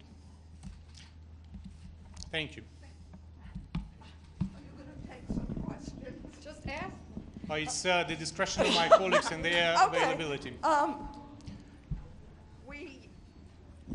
We just asked, well, the Russian ambassador just came out and showed a mine that he said was planted in Russian-occupied territory by the Ukrainians. I wondered whether you had any response to that, and we also asked whether we were going to be back here in a year doing a first anniversary, and he said basically he wasn't a magician, couldn't prognosticate. Right, I speak on my own behalf, so it doesn't mean that all of our colleagues may share my opinion. It is a very private opinion. My private opinion is that I would be very much surprised that Ambassador Nebenza lasts for another year in New York. for many reasons. When it comes to allegations, all allegations should be investigated. Therefore, Ukraine cooperates with all relevant international structures to investigate all atrocities and all allegations about war crimes committed in the territory of Ukraine in the course of this invasion. But let me remind you as well that the war against Ukraine did not start on the 24th of February, European time. The war against Ukraine started in the year 2014. And everything should be investigated. And I hope that the Russian Federation cooperates with the international investigation. Thank you. Is Ukraine ready to welcome the IAEA inspection team? And are there any conditions that Ukraine has for them to access the plant? Ukraine repeated it many, many times, including yesterday, that Ukraine insists that there is not only the International Atomic Energy Agency mission, that there is a permanent presence of the agency in the territory of the NPP until the NPP is fully handed over to Ukrainian control. There is an exchange of letters between the Director General and the Foreign Minister Kuleba. The last letter he sent was yesterday, in reply to the letter of the Director General of the 17th of August. And in that letter, we expressed our practical agreement with the intentions of the agencies. And we are very much encouraged that there is an overwhelming understanding that the inspection should be conducted in full accordance with the Ukrainian national legislation and international law. Can I have a question, please? Can you identify yourself, please? Thank you. Thank you. My name is Abdul Hamid Sayam from the Arabic daily Al-Quds Al-Arabi. Sir, how can you justify the position of your government supporting the aggression of Israel on the Palestinians, killing their children, annexing their land, building settlement against UN resolutions? I think that you are Charter? misconstructing the position of my government, and I will not reply to the false allegations that are not based on the facts and on the policy of Ukraine with regard to the two-state solution in the Middle East. Ambassador, did you get a reaction from the UN to your call for permanent presence of the IAEA mission in Ukraine? The discussion is ongoing in Vienna, where the headquarters of the International Atomic Energy Agency is. Ambassador, Mariam Ramadi from Iran International. What do you think about Iran selling drones to Russia to be used in Ukraine war? Any support of the aggressive actions of Russia will be detrimental to the national interests of every single country on the planet. Japanese news agency. What if Russia wanted to say they want to start the peace talk? Would you be willing to go back to the diplomacy? I do not discuss hypotheses or theories or conspiracies, but the position of the government of Ukraine and of the president of Ukraine when it comes to any talks with the Russians is well known. You can easily find it on the website of the president of Ukraine. The only thing I would like to say that if the Russians will go ahead with their theatrical court and against the members of Azov battalion, it may mean the point of no return when it comes to the possibility of peace talks with the Russians. Your president mentioned a potential GA resolution. Is there anything more that you can share on that? Yeah, I think that the issue of accountability is very prominent here in New York, and there is a very powerful sentiment among the membership that impunity and accountability should be addressed, including in the form of necessary decisions in New York. So we are working very hard with many, many countries, and that will be our joint proposal when the time comes.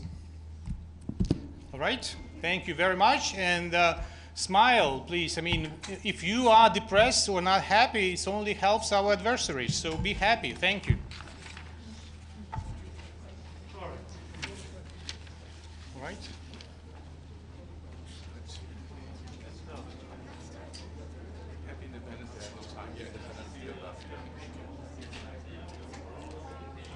What did you say? So, so we go this way or that way? Be there in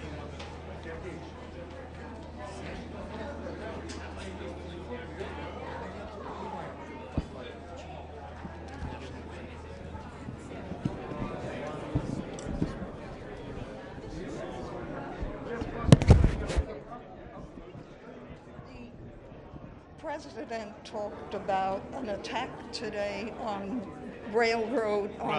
Yes. We couldn't, because of the sound, we couldn't Right. hear what he said I'm sure about that casualties. Right. I don't know. I mean, I have to verify the full text with his official website. So I will go myself on the website of the President to check on the latest text. Right.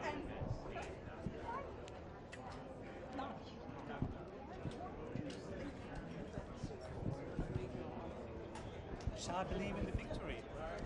Could I also ask to my question? Can you clarify? Are you saying that unless there's a permanent mission, the team can't come in? No. Is that part? That's not okay. I just wanted to be sure. Okay. We are open to the mission. We believe that it is desirable that they stay there as long as possible. Okay. Thank you for clarifying.